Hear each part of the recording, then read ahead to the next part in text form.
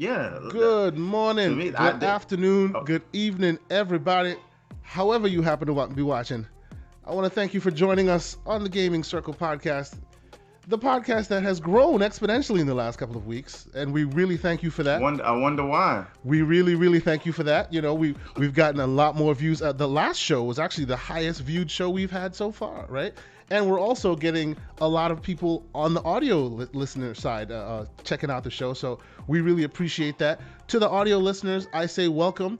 If you happen to be catching this on your commute or something like that, we appreciate you. How about you leave us a review on your podcast of choice, a podcast service of choice, if it's on the Google Podcast services or the Apple Podcast or even Spotify. If you leave us a review, I will catch those reviews and I will most likely read them out on this show because we really appreciate you guys coming in here and checking us out. I am Kay Asante, I'm your host.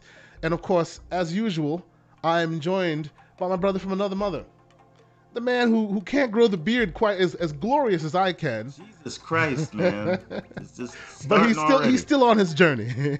The man who's about to pull out the murder board and stitch us some really interesting theories this week, Mr. Everborn Saga. What's going on, good sir? What's happening? Been an interesting week. Can you believe January is about to be over? Already, it just showed up. Which means On the Real is coming back soon. I got to get ready for that. I don't know if I'm officially ready, but we're gonna make it work. If you haven't seen the Book of Boba Fett, if you don't like the Book of Boba Fett, especially if you don't like it, episode 5 is for you. Watch the Book of Boba Fett. What they do? Bring back Luke Skywalker again? No, because they couldn't stand on their own. I will not spoil anything for anybody, but I will say, even if you went like, okay, I watched the first couple of frames of the Book of Boba Fett and I thought I don't like it, watch episode 5. Because there's a reason why you started watching the Book of Boba Fett. What got you to watch the Book of Boba Fett? Most likely it's because you watched something else, and that got you into the Book of Boba Fett. Episode 5 is for you. That's all I'll say, because both of y'all haven't seen it. Watch episode 5. Actually, they should have I just watch a recap on YouTube and just go to episode 5? No. Go in cold. That's actually a great idea.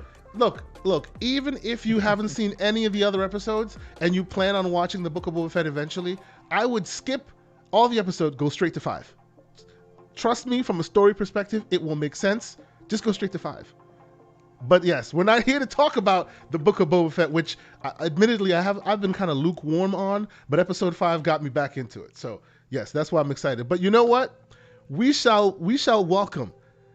It's so weird. It's almost like it's amazing that he has never been on this show, but it's like he's here every week anyway. You know, much like the homie Slow-Mo Backslap.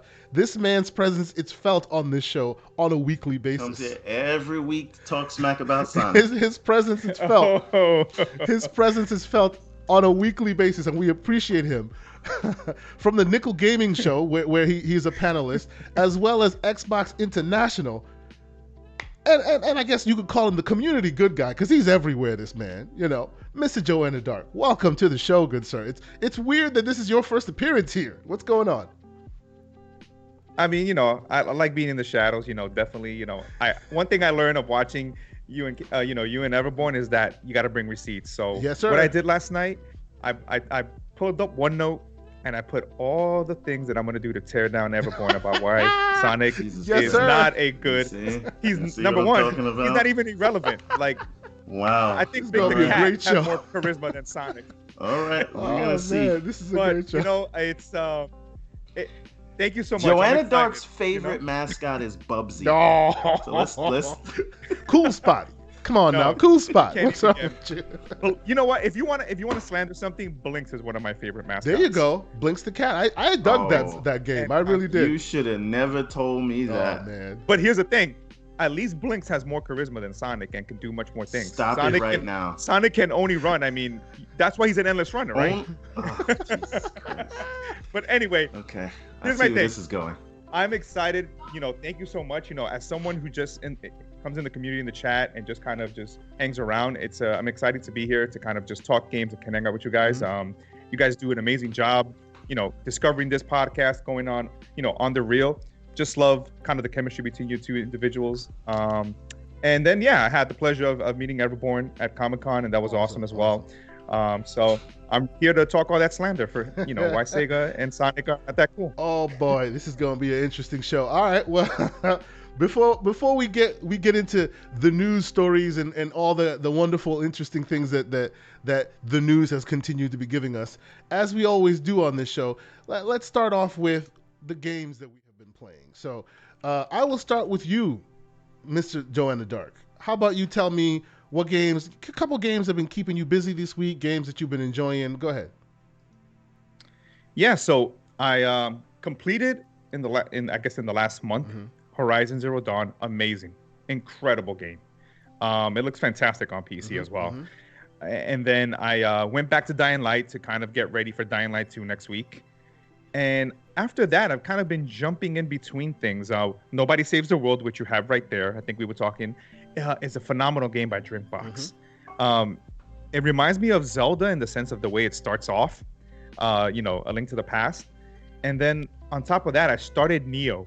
I don't know if any of you two have played Neo. And if you haven't, here's my thing. Quickly. And watch this. Before you say this, as soon as you say the right word, Everborn will pop his head up. Continue. Go ahead.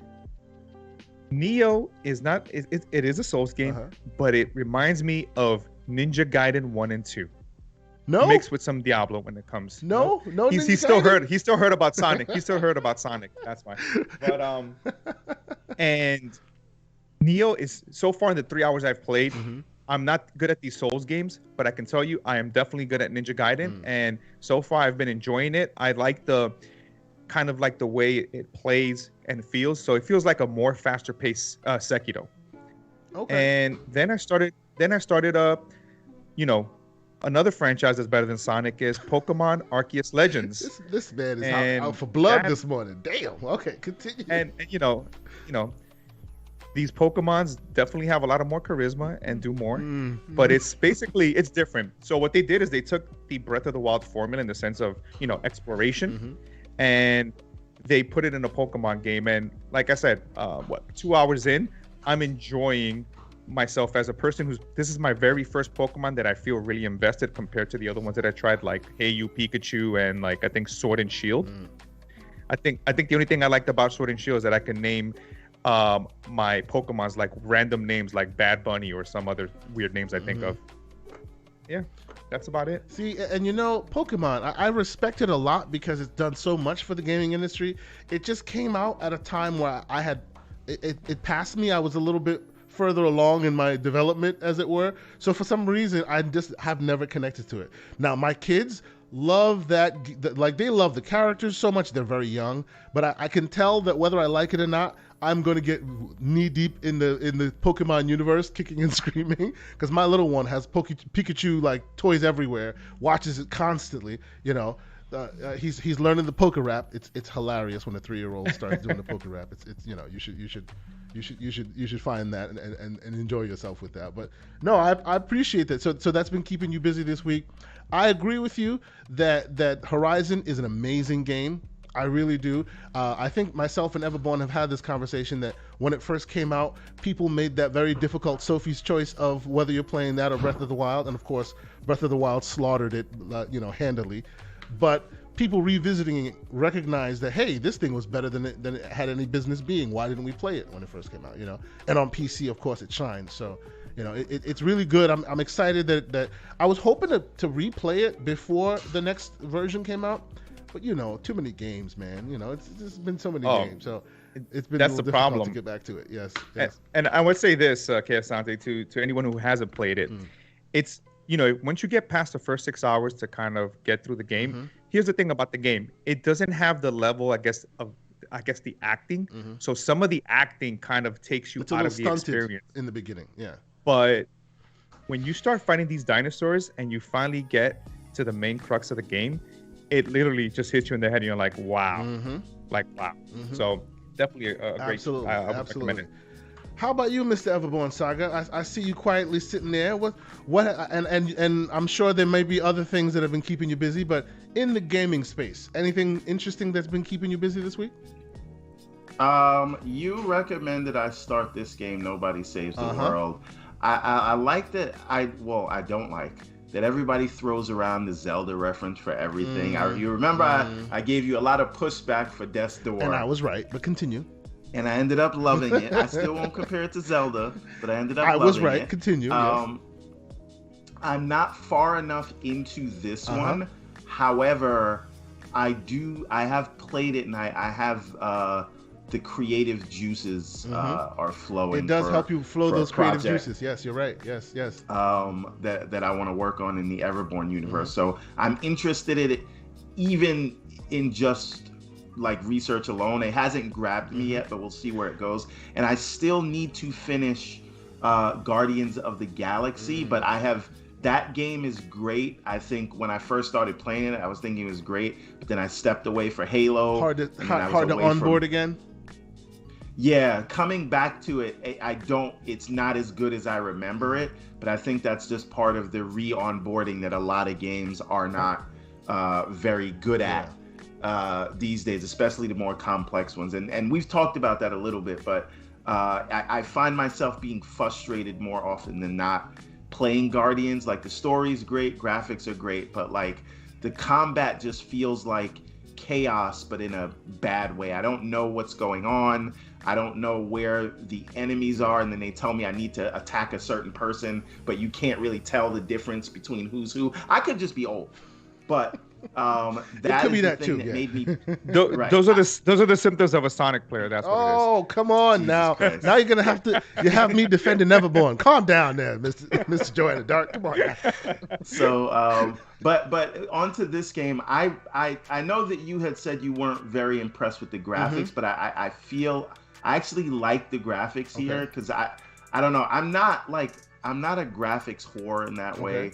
I like the art style, and the presentation is very interesting to me. And I know you said it may feel a little bit like a mobile game, but at first it felt to me, mobile game UI has gotten really complex as of late. So I don't necessarily take that as a as a slight. So for me, this game feels like it scales really well, and I've played it on xCloud, so I know that it's not that it feels like that way. It does. It scales very well between mobile and like big screen TV, and I really like that design pattern. And this is, again, more old school style. That's my bread and butter with these kind of 16-bit era style games. That's why I loved Death's Door so much, and I know that was 3D or whatever, but it still had this 16-bit era vibe, and this is like all 16-bit era. So I'm already in the bag once you do something like that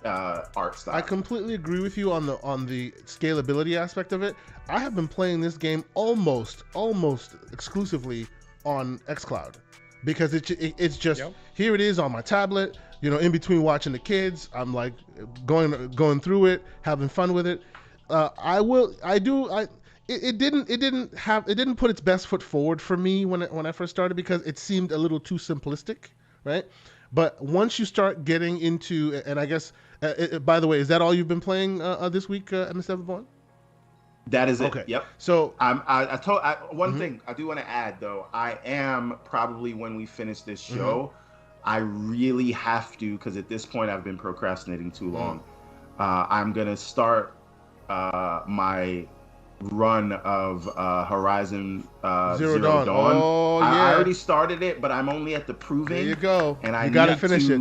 Finish it. Yeah, I gotta finish it before Forbidden West comes out. So, Everborn, once you get past Meridian, okay, get past that, and I guarantee you, it is gonna hit you. And you're gonna be like, all right, I'm good to the end, because it's so good. Story-wise, and I think that's the part. The moment pacing. to moment, it's so good. It really is. Absolutely. So why do a lot of people say, I didn't find this? I just backed away from it because I didn't have time, because I was trying to play that and God of War 2018 at the same time, and then that's a bad choice. War. See, right. Here's the thing. You see what we were just talking about. I mentioned the acting. You can see Horizon looks like an indie movie sometimes, in the sense, and I don't mean in a bad way, where some of the actors don't feel as comfortable, I guess, in their roles, and kind of the way that the camera moves a little bit. It's not what I'm used to from, like, say, God of War or from the other. It doesn't games, move like in a Last of cinematic Us. fashion. It kind of takes you out of the frame a little bit. You're absolutely right. Yeah. It feels like like when you first played Mass Effect a little bit, but there's like jitters and you're like, okay, it just gets me out. But then when you start seeing like the good actors, the guy like Silent, the guy who plays in like, he's in all these video games, he's in Destiny and everything, you start seeing like, okay, this is what I understand. And the story just takes off from there, and it just gets better when you start reading some of the things that happen. And when you finally get that twist right in that game, you're like, yo, this is dope. And I don't want to ruin anything. Can we just acknowledge though that Aloy has grown into a fine young citizen, but she was an ugly baby with a big head. She was cute as a kid. Come on now. No, she wasn't. She was. No, she looked like a cabbage patch. I mean, if she was a little, you know, I think all. That's why none of the kids liked her. Oh, stop it. In the town. It was way more than that, bro. Play the game. It was more than that, but just play the, like I said.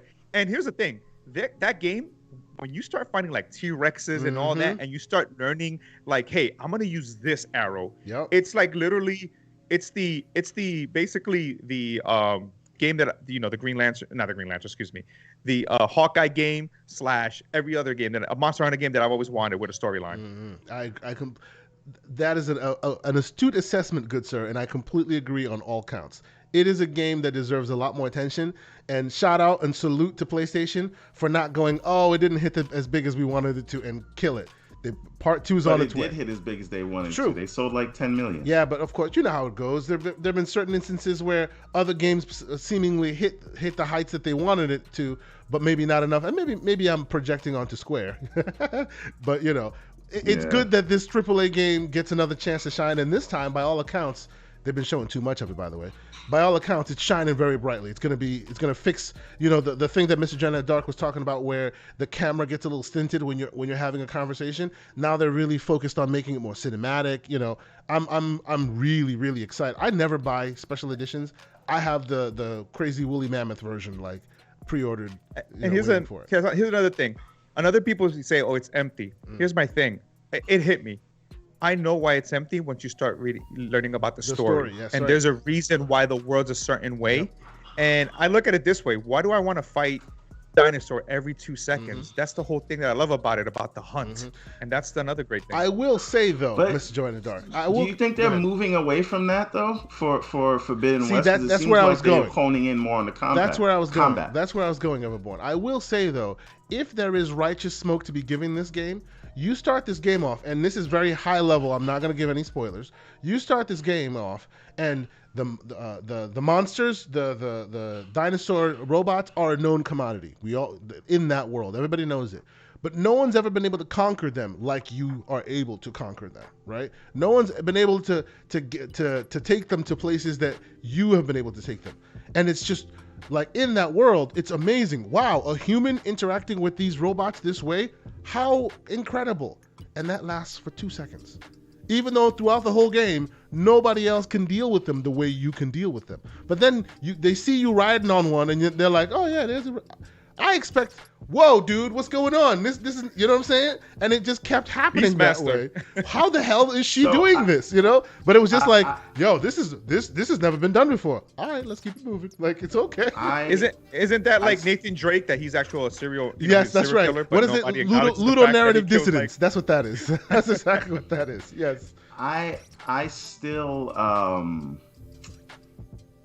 and hopefully the story will explain this, but it makes zero sense to me why we would be in a post-apocalyptic future with animatronic robots. Yes, that are like 100%. The story will explain it. Because it seems stupid. It seems stupid. Yes, it does. It does. And then the story tells you why, and you're just like, wow. I feel like what the hook is going to be that Disney took over the world because they bought everything, and their theme parks were everywhere, and they had animatronic robots for the attractions, and then they became sentient and destroyed the world. That's what happened. And Jason Schreier couldn't save the world. I'll tell you, Everborn, half of this game's triumph is that what you're describing right there. The fact that the premise sounds I was right. No, that's not what I'm talking about. Half of the premise, the triumph of this game is you walk in going, it's cool from a gaming perspective, you know, cool dinosaur robots, but it makes no narrative sense. How is that possible? And then they make it make narrative sense, and you're just like, yo, y'all are some talented mother effers. Like, you guys are great. That's a tall order. And we will see if I agree with that by the time I see it. But here's my thing.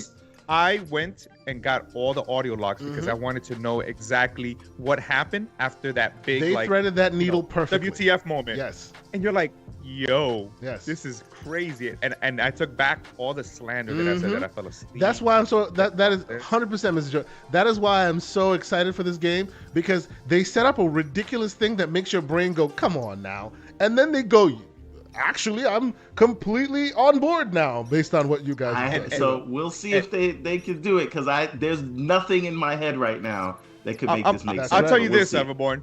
That's why Guerrilla's going back to this game, because it has a better narrative than Killzone. Yes. And I'm a big fan of Killzone. I loved Killzone. But when I look at this, it's like, why would I go back to Killzone when this game has such a great jumping off point of what they can do next after this?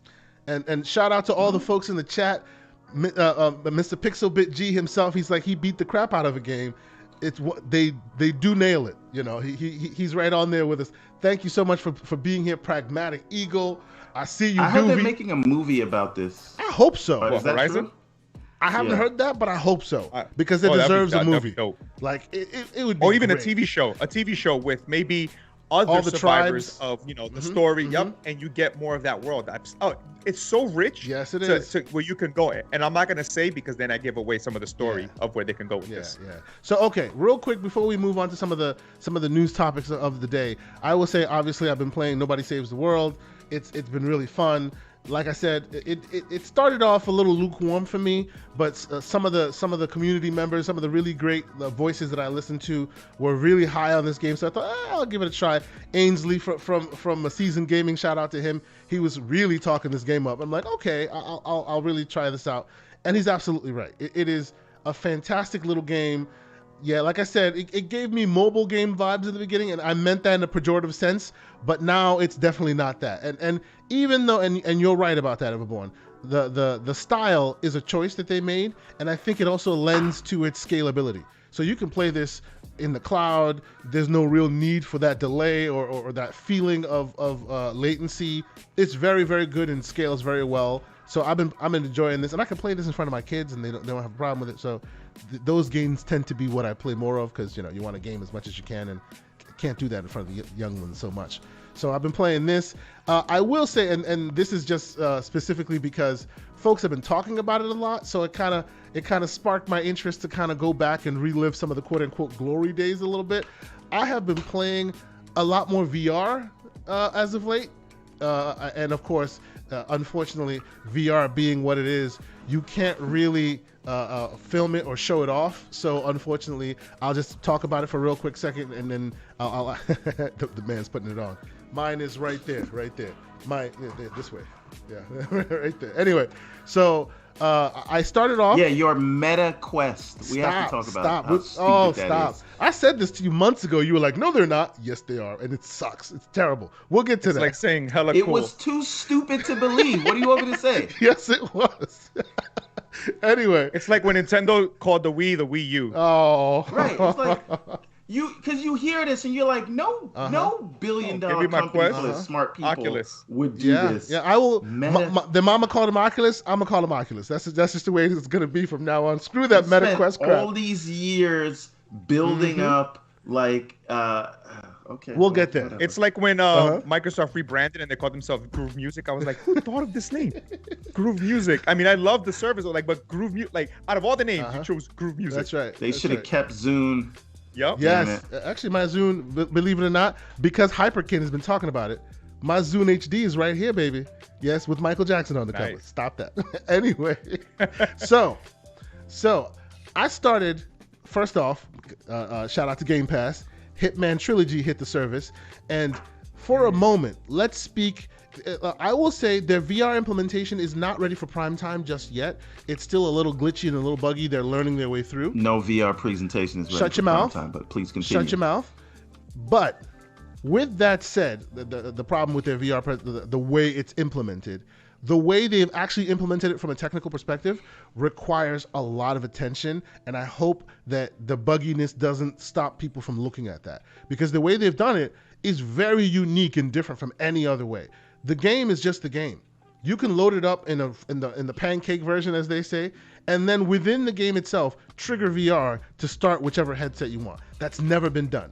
In any other version, like the other examples would be No Man's Sky and all these other games that Resident Evil 7 that allow for VR play, you have to start the VR version or start the non-VR version right from jump. So you have to start Steam VR or whatever. This one assumes that, hey, you might be using Steam VR, you might be using mixed reality, you might be using a tethered or non-tethered AirLink version of your Quest head, whatever. Start the game normal, hit the button in it, and it'll detect the headset and boom, switch it right to it. Very That's cool, awesome. Interesting tech. Very, very cool. Implementation as far as your moment-to-moment walking around, stuff like that, they're still working the kinks there. I was hoping that it'd be tighter at release, but it's not. You know, I will say that it's unfortunate that's where we are. But let's not lose sight of the fact that they're still trying to move the ball forward, and in many cases they did here. So I tried that for a little while. I love. Okay, Asante, real quick, I have a question about that tech that you were talking about. Do you think that's something that more VR developers that kind of have these type of games that you can play them without VR should implement to kind of 100% try to entice people to be like, hey, you know what? Let me try this. Maybe this experience will be awesome. I can just go in. 100%. And that it's a very good point you make there, Mr. Joanna Dark. One thing that I hear a lot of non-VR people say that they use as a slight against VR is they want the full VR experience, the full game experience in VR, not a side effect or a little sideshow of a game. Show me this game, full fat game that I know that I love in VR, right? Don't give me a dumbed down version. And this allows for that. It's the whole game, the entire game. Everything you can do in your flat screen, flat surface version, you can do in VR. And the best way of implementing it was not literally creating a different way of getting into it. It's literally a button you turn on the dashboard and it switches to VR and gives you still that full game. Switches to first person, your hands are visible, your legs, everything, you are in it. Very, very cool implementation. Never seen it done this way before. Excellent, absolutely excellent. Now all they need to do is tweak the hand movements and how you walk, because it's still a little glitchy. It's almost like it's almost in beta form right now. So they need to figure that stuff out. I've tried it on the Quest, which has been interesting. It's all right. It's better on the Valve Index, but you can't expect everybody to have a Valve Index to do that, because only morons who spend way too much money like me bought that thing. The Knuckles controllers work really well with it, so I really enjoyed that for the time I've played. Fun fact: Knuckles is a Sonic character. Yes, it is indeed. Yes, fun fact. Yes, okay. Continue. Well, he's actually the better character. He is. I enjoy. Easy, watch your mouth. I enjoy the. I enjoy the. You got Idris Elba doing the voice, which makes him a bad mamma jamma. Sonic off screen. They should kill Sonic off screen like they did to Cortana, and then just bring in Knuckles. Wow. Hey. Spoilers for Halo Infinite. And they're gonna tell you Knuckles is a copy and then undo everything they did. Yeah, y'all are here for some ill slander this morning. Y'all need to calm down. All right. So I played that. I'm just fixing the Sonic verse. The Sonic verse. I played that. I played God of War, the PC version. I won't go too far into that, but if you've played God of War, you know it's a magnificent game, and on PC it's even better. Incredible. It is incredible. Finished it this year. Still have to finish my hunt for the Valkyries. It is incredible. But I'll get to that later. Incredible. You don't lose any fidelity, and you're at like 144 frames per second on my. Oh, it's just glorious. The beard is well defined. The boy resonates through the speakers. It's beautiful. It's very good on PS5. It is. It is. No doubt. It is like that's why I didn't have to buy it again. That's why I was surprised that it was so good on PC, because on PS4 and on PS5 that level, because you'd think that's the floor, is so high that you'd go, come on, it's not even better than that on PC, but it really is. It's amazing. You know what game is great that I loved, and is Days Gone on PC. Okay. It's like night and day. Really?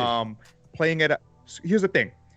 I love Days Gone, and I thought it was great. when it got its patch, I beat it. I actually bought I have the Deacon St. John statue, because I just love zombies and everything. Cool. Excuse me, freakers. Can't call them zombies, right? Freakers. And is zombie patented or something? No one can. Well, they got zombied out. That's what the problem was. They were zombied out. Yeah, so they're trying to name them names. No, like freakers, walkers, freakers, all those. Sonics. See, wow. You see what he did. I see what he did. But on PC, here's the thing, right? The Horde, it was about, I think, 200 and they upped it to 500 zombies on screen. It's just insane. Yeah. The second, just the level of detail went just through the roof. Now that you, of course, you have a PC that you invested. And like I said, that game feels like night and day. What I do is I jump back in, just like I do with State of Decay, and I'm just literally hunting for stuff. And again, if you haven't played Days Gone, the game is phenomenal. It does have pacing issues here and there when it comes to the story, but when you get to that horde, and I felt they should have leaned more on that, the game is phenomenal. I hope State of Decay 3 has something similar to the horde mode of planning and running away from things, because that is in its own that just like I never felt so exhilarating like running. State of Decay needs to stop that board game aesthetic kind of madness they're doing. If you're going there, this game that you're describing that has set the bar. You need to rise to that occasion. Well, hold on a minute. I want to talk about State of Decay. Please, yeah. Because a lot of people look at it and say because it's zombies or whatever they call them in this thing, but they're zombies, right? Well, Days Gone is freakers. Days Gone is freakers. Yeah, Days Gone. But my thing is, well, not my thing, but some people want it to be true to what it is. They don't want it to turn into a Last of Us or Days Gone clone. Some people like it for that strategy element to it, like fortifying your I get that thing and things like that. So I don't think it's as easy as just saying we're gonna repurpose this IP to be a Last of Us competitor. And once you do that, I think you lose some of what it is, and it does have a fan base. So I think there's a way to thread that needle, and you can still have those graphics. So one of the things I loved about what they did with State of Decay was when they brought the stories of the first one back as as add-ons. And I don't want State of Decay to be Days Gone. What I want is for these graphics that they're doing to be more realistic, because it's supposed to be a survival game. And to me, I guess the art style kind of turned me off because they look a little bit too cartoonish. I want to be able to go into this world and feel just like I felt in Dying Light, where, hey, do I really want to start a fight with this kind of zombies right here? Or do I want to keep looting and making sure that I'm building my base and going back? And I felt that after playing the first one, that gave me that kind of dread. The second one turned me off a little bit with, I guess, the art style. So I want a more grounded, realistic State of Decay with the DNA, but I also want maybe a narrative that you can play, and then it expands into what State of Decay was as a multiplayer. But so, which is fine, right? And I think we are going to get graphics that are similar to what we saw, and a lot of people said no, you can't do that. But like, just look at the reveal of Hellblade versus the 7-minute demo we got, right? So I totally think that it is in the realm of possibility that that's what the game will look like. I don't think they showed us that for no reason. But again, how much is this, do you think, going to focus on story, or is it just going to be a story that is serviceable to a co-op or campaign or strategy thing, or right? Give me a story that teaches me the overall multiplayer mechanics in a way that is clever, so it's kind of leaning me into the whole. So my thing with State of Decay is that I love the ideas. I want, in the third one, I want them to lean into factions. If I can have a faction and give me that, because State of Decay is the closest thing to kind of like Walking Dead, right? True, in the sense of there. So I wanted to lean into the thing like, okay, cool, there's factions that live in this world, there's more terrifying, like, I get it now that they have the budget, they can make their overall vision, and I want to see it. But I definitely want it to be an evolution, because part 2 kind of feels like what 1 should have been. Yeah, that's what I'm trying to say. It's almost like part 2 was finishing up the one that they really wanted to finish up. Yeah, true. And didn't they have the original idea of starting that one singular indie project, and then it would get big blown out? There were 4 stages. Yeah, and then the last stage would be MMO, if I'm not mistaken, right?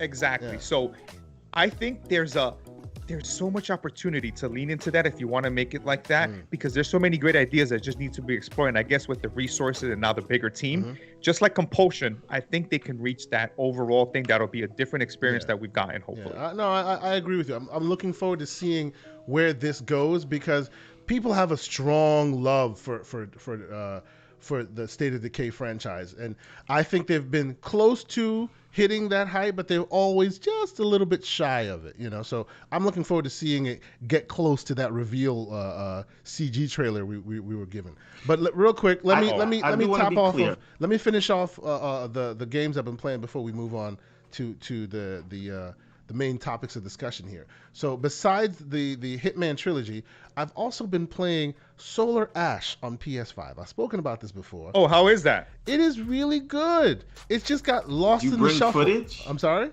I have footage of it somewhere, but we don't need to go too far into it. It's really good. It's by the people who made now I'm forgetting the name of the original Hyper Light Drifter. There you go, Mr. Joanna Dark. Hyper Light Drifter, one of the indie darlings of its time. Right, and this one jumps out. And Hyper Light Drifter has lived a long life, right? It was on this console, that console, this tier, that tier. Eventually, they started giving it away for free. It was everywhere, right? So I'm expecting that Solar Ash will live at just as long. But right now, its release on PS5 kind of came with a whimper.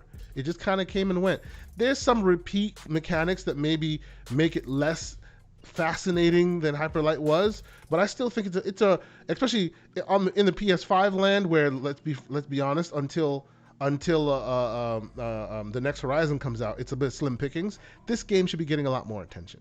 It's very and this is where Game Pass would have helped. A Game Pass kind of service would have helped it get more attention, or even PS Plus. Like they've done some deals. I completely agree. Sifu's coming, and I haven't heard anything about Sifu, and that's another game I want to play. 100%. And I will get to that because I actually have something something related to Sifu that I wanted to quickly discuss. That, and then I also played Rock Band VR, and I played this because a bunch of people have been saying, "Hey, what's going on?" I wish there was a Guitar Hero-esque kind of game in VR. Yes, there is, ladies and gentlemen. It's called Rock Band VR. And yes, close your eyes, imagine it. It's just that awesome. You are in front of the crowd, your band is with you, and you are rocking out. Now, it's not like the Rock Band or the Guitar Hero you remember where you have to like strum to specific notes. It's more about chords. So 2 hands, 3 hands, 5 fingers, all that stuff, and you have to do it in a righteous succession in order to keep the music going. But there's also a freestyle mode where you can just rock out and you can determine how good you are based on the crowd's jeering and their enthusiasm. It's just a fun, crazy game to be played in VR. You can use your existing plastic instruments to play it.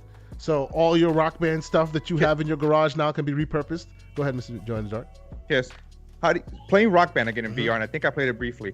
How would you think that can translate if Microsoft decides to bring back something like Guitar Hero in VR? Do you think that's a good idea? A way of bringing it back? The first question is, will they put it in VR? I hope so, but their track record so far with VR has been kind of spotty. So that's my first worry. But as far as like how they can go, I know that there are new versions that you could kind of call Rock Band / Guitar Hero clones that are in VR, where I think it's like air guitar, where it's all just your fingers, because and specifically the Quest has the ability to finger track, so it can really be specific with your fingers, right? So you're looking down and your fingers are moving, and it knows the difference between the index and all of that, and it can strum that way. And supposedly, I haven't tried it, but supposedly it's a very, very cool experience. I definitely need to try and report it back. Everyone, so about Microsoft and VR, right? I think they haven't made a headset for the Xbox because there's a few reasons for it, but they needed to be focused at the time on gaming, right? And it was very scary for them to do another peripheral after what the Kinect did to the brand, right? R.I.P. And so, right, which I never hated the Kinect. No, me either. I still love that. I love right. Dance Central, I played it all day. Me too. Exactly, and everybody did, and people front like they I loved it. There's a video on YouTube. There's a video on YouTube of me at the Microsoft San Diego store with customers doing Soldier Boy. Oh yeah, you can actually find it. Look at you. That's awesome. But so to that end, right? They were busy trying to fight the Xbox has no games meme. That them putting out a VR headset shifts away focus, right? Sony can say, listen, we are doing laps around the competition right now. We just need something to do. We need to show off, so they do VR, and it makes sense in the same way it made sense that the Kinect came out in the 360 because they had games, the idea of them having games that was already unlocked for them. They also have devs also. Right. But now, with all the talent that Microsoft has acquired, with, they're going to have basically a machine of games from all different genres coming out. A lot of VR devs among them. Is right. So I think now when they're poised to sort of do very well and the focus is there on games and they have enough of a pipeline, I think this allows them now to branch out and do something like a VR headset. And they've always been in the space. Remember, Microsoft has been working on the HoloLens this entire that's time. That's more AR, but I hear you. But they have been working as partners with a lot of other VR vendors. You're absolutely right. Speaking of the HoloLens, remember the original Oculus came with an Xbox controller, yes, right? Indeed. There are drivers built into Windows for this thing. They're in that space. Sorry, go ahead. Yeah, Mr. Johnson. Have you ever been? Everyone, have you ever been to the FOSS Festival in Staten Island? I have not. Tell me about it. It's called the Future of Storytelling. So I did it. Okay. I was there supporting with the Microsoft store, and literally all people that do VR and do AR go there to show their technology. And let me just tell you, the tech that and this was back in, I would say 2018. I went in and I tried the HoloLens, and it was literally remember that show Legion on FX? Yep. So the experience was basically you're playing the game with the scenes recreated, and you're playing as the main character, and in front of you you're seeing the people in real time, what he was seeing in the show, things coming out of nowhere. It was mind-blowing. Then I went to this company, I forgot the name of the company, where they put on VR gloves on me and then dropped a chain bar, and I felt the textures in my hand as I was playing this boxing game. And it was incredible. I was playing a VR boxing game. Think of Fight Night. And I was feeling punching somebody's face. And I was feeling that it was just crazy. And this is what's cool about VR. I think PlayStation does a good analogy. It's in its PlayStation 1 and PS2 era. True. And we're just gradually going. Yeah. And when things become more accessible, tech becomes more cheaper, I think VR is a great space to kind of have a different type of gaming experience. It doesn't have to be a console experience. It can be complementary, just like cloud, but it can also be your main thing. There's a lot of things. I 100% agree. And I will say, I am on the other side of the fence thinking that they don't need to create their own VR headset, because if they really, really wanted to, the Quest could be compatible. That is an option available to them. There could be a Game Pass app with a specific VR section dedicated to just VR if they really wanted to. They're just waiting right now. They don't need to spend the R&D dollars. They've worked closely with Valve on the Index. They've worked closely with a bunch of mixed reality vendors, right? HP comes out, they worked with them. Oculus's version, a lot of Microsoft tech has gone into almost every VR headset that's out there right now. They just choose to be supporters rather than to release their own. But this is my point. Much like the Steam Deck, which we will talk about. They don't need to make their own.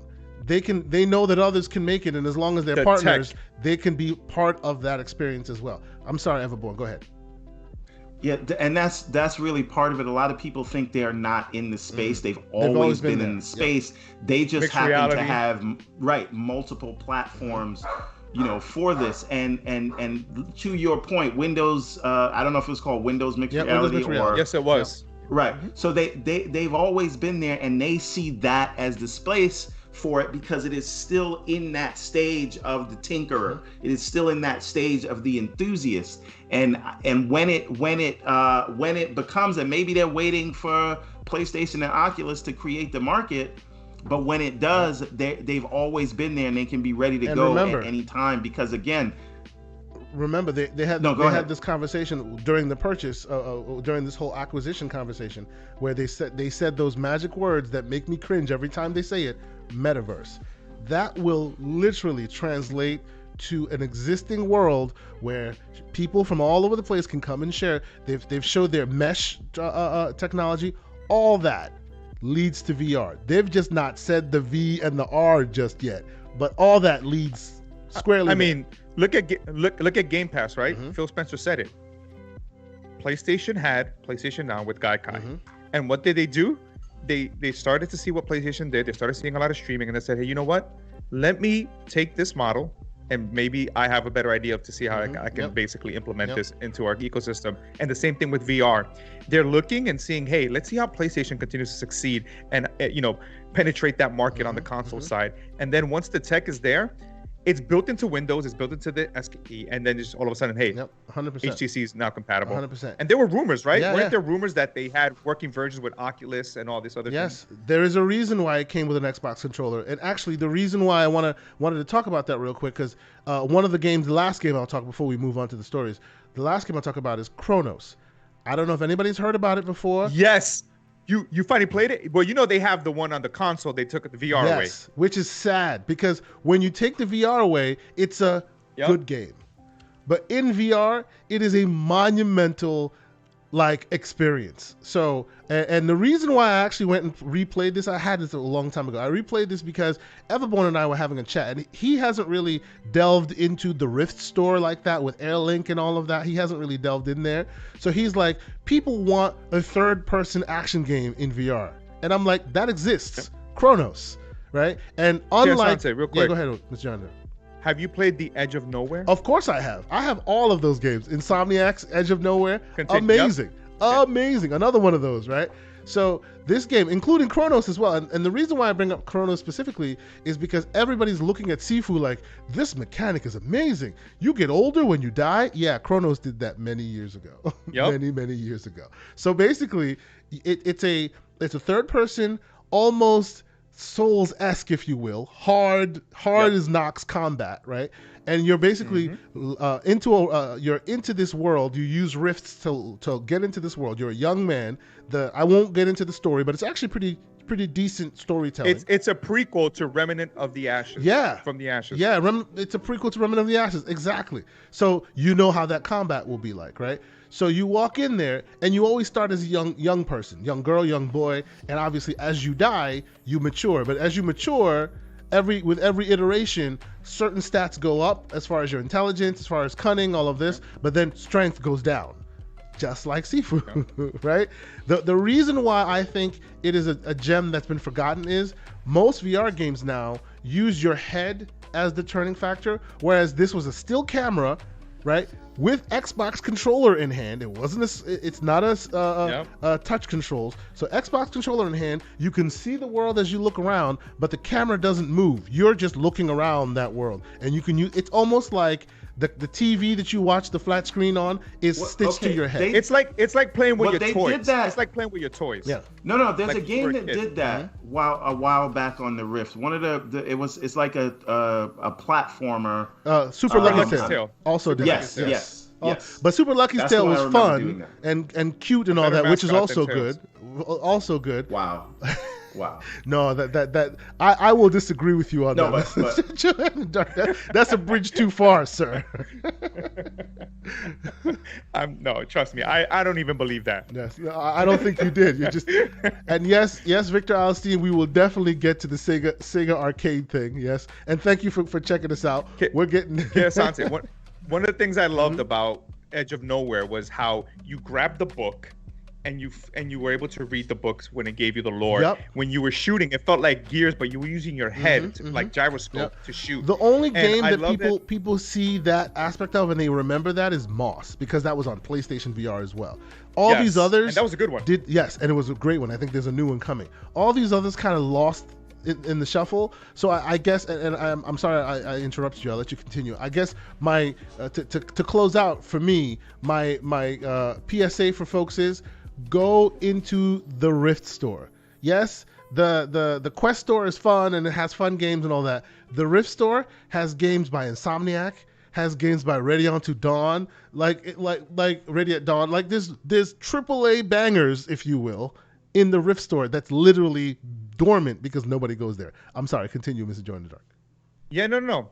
Like all I wanted to say was, it's like literally what I love that I wish they did more of these third-person experiences. It's like, imagine having your toys coming to life. Yeah. And you're literally playing whatever you want to play with these games. Chronos was the reason I actually went in and got myself an Oculus, because I wanted to try that, and I wanted to try Edge of Nowhere because Insomniac has done some amazing things. Imagine an Insomniac Spider-Man in 3D, but as Edge of Nowhere. When PlayStation bought them, all VR heads cried out and all at once, no, because they literally put Oculus Rift on their back for like 3 years, banger after AAA. And all the games are good. All of them amazing. There are many of them. Many of them. Some of them I haven't even mentioned here, but go to the Rift store. All you got to do is switch your little browser thing, your app to the Rift store and buy those games. They're so good. And that's where you'll also find Rock Band. Arizona Sunshine? Yes, of course. That was another good one. Yes, very much so. That's back when they were actually putting real money into VR, like really real money, rather than experiments, And unfortunately, the experiments have permeated throughout the culture. So people think that only those experiments exist when there's actually really good games there as well. But no, I appreciate the conversation on this gaming stuff. We've been having a pretty awesome conversation. I think it's time to transition into some news that we've been talking about. What do you guys think about that? We'll start off light, and then we'll head to we'll head to the thing that everybody wants us to talk about. Let's start off there first. So okay, we'll start this light, and we'll talk about a report that Certain Affinity is making a Monster Hunter like game. Now, before I hand it off to my co-host and guest here, for those who don't know what the studio Certain Affinity is, think Halo. Like, if you love Halo, and I'm talking about not the 343 Halos, because they're there too, but if you love, let's say, the OG Bungie Halos, Certain Affinity.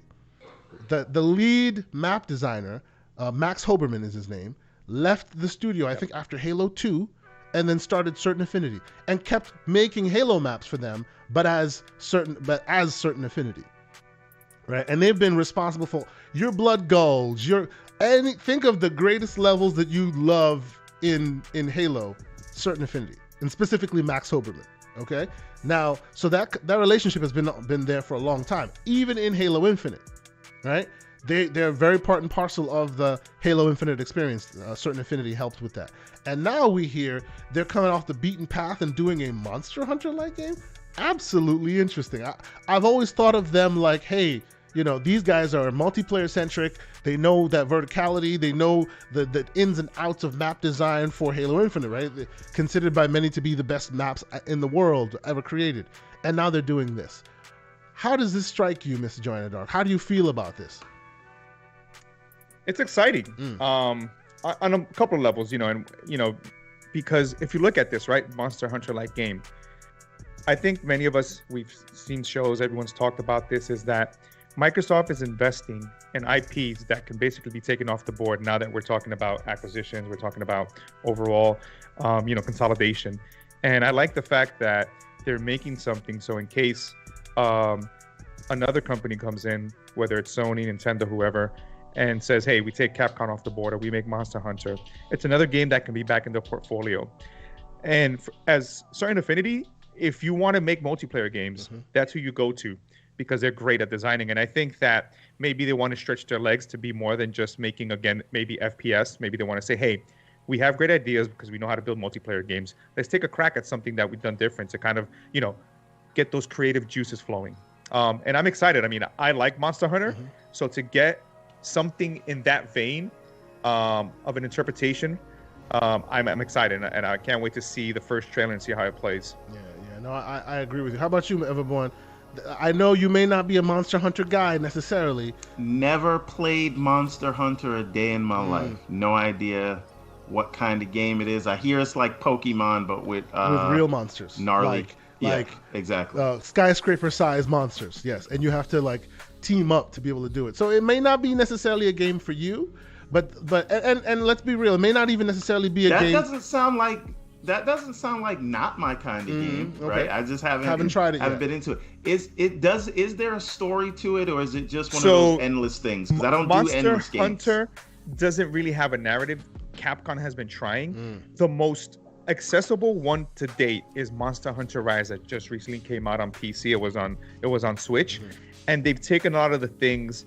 It still, caters to the hardcore, but they've made it more accessible with how it plays, taken a lot of the things that may have turned people off.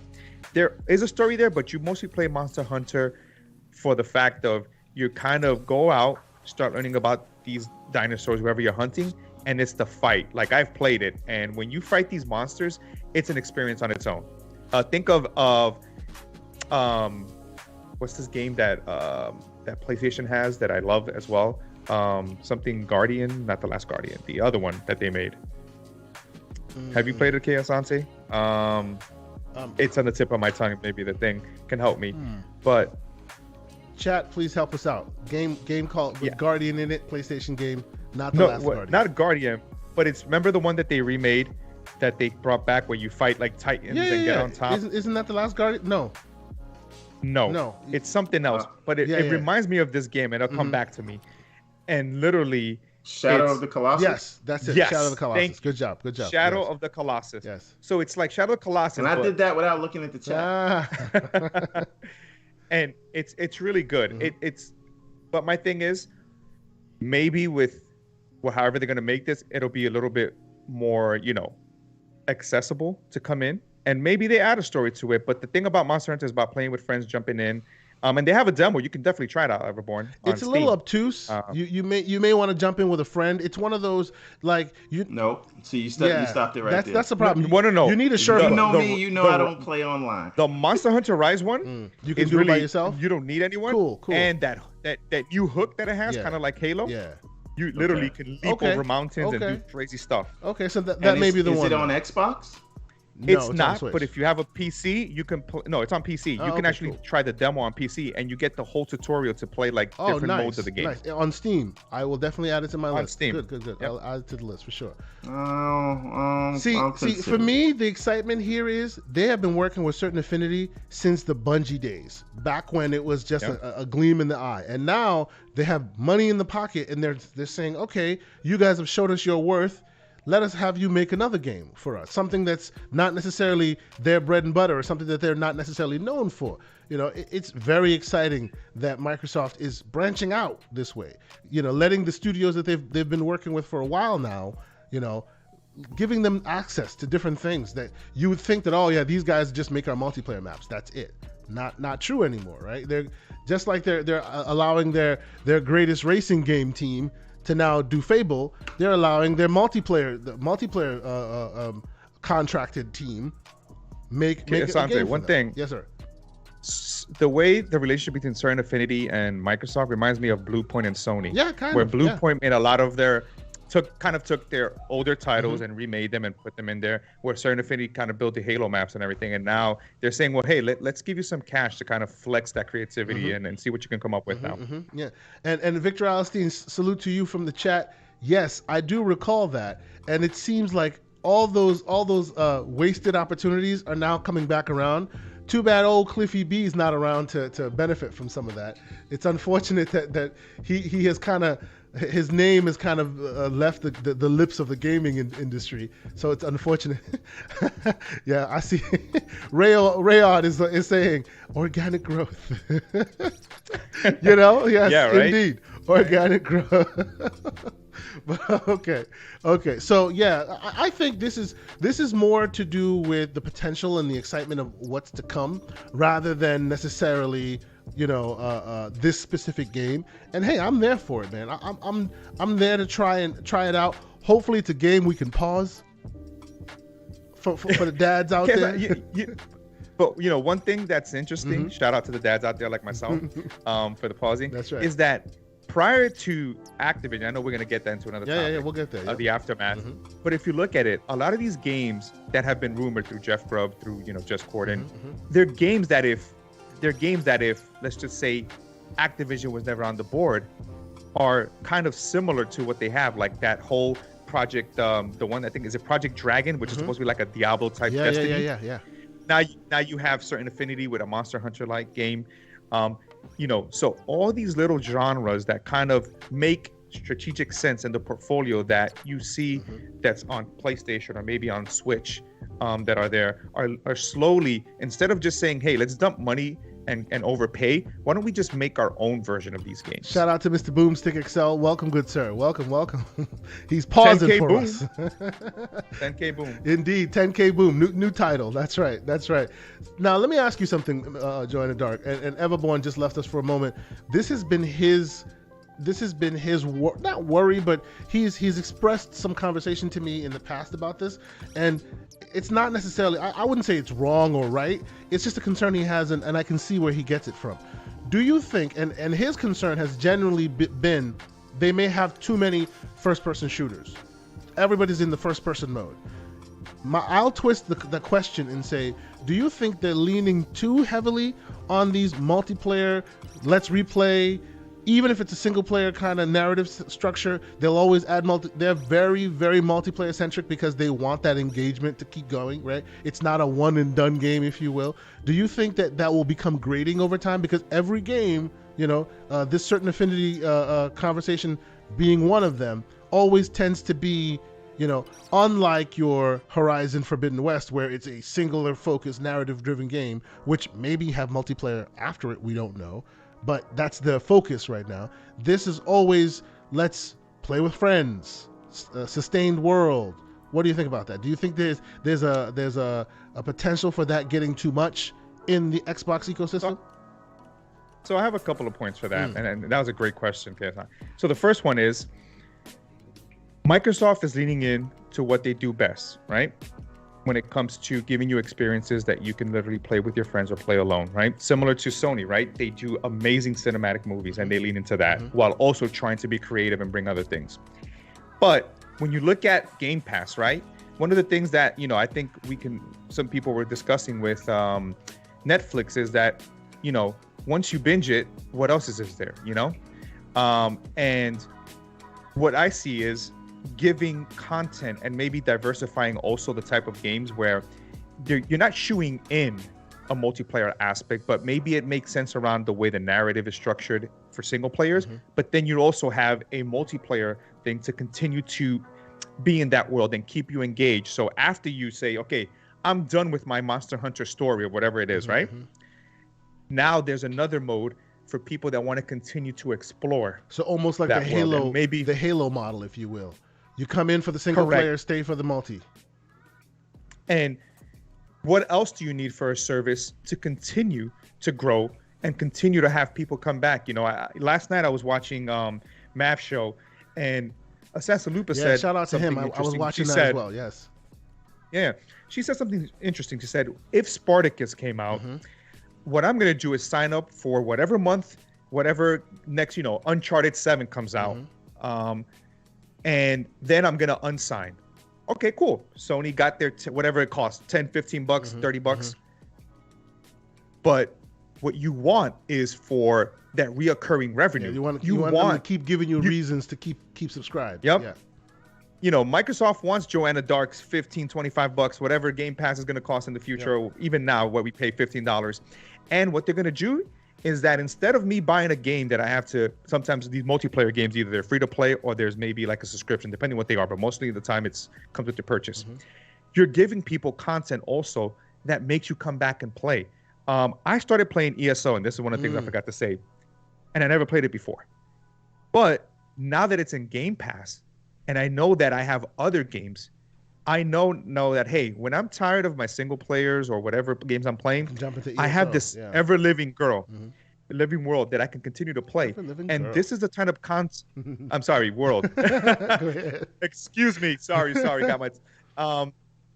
And you also need this type of content to bring people back, because if you're just giving me games shout that out are to Xbox University. Welcome, good sir. I'm sorry. Yep. Shout out Xbox University. Then you're going to have the same effect of saying, hey, I sign up for $1, and then whenever something good comes around, I'm just going to leave. Now you have these games that are saying, well, hey, I'm done with, the next Gears or whatever. I want to jump into this game and try it out. And I know it's going to be in the service. So I think it's thing about keeping games also that bring engagement back into the service. No, I do see, I see where you're coming at it from. Yeah. 100% agreed. 100% agreed.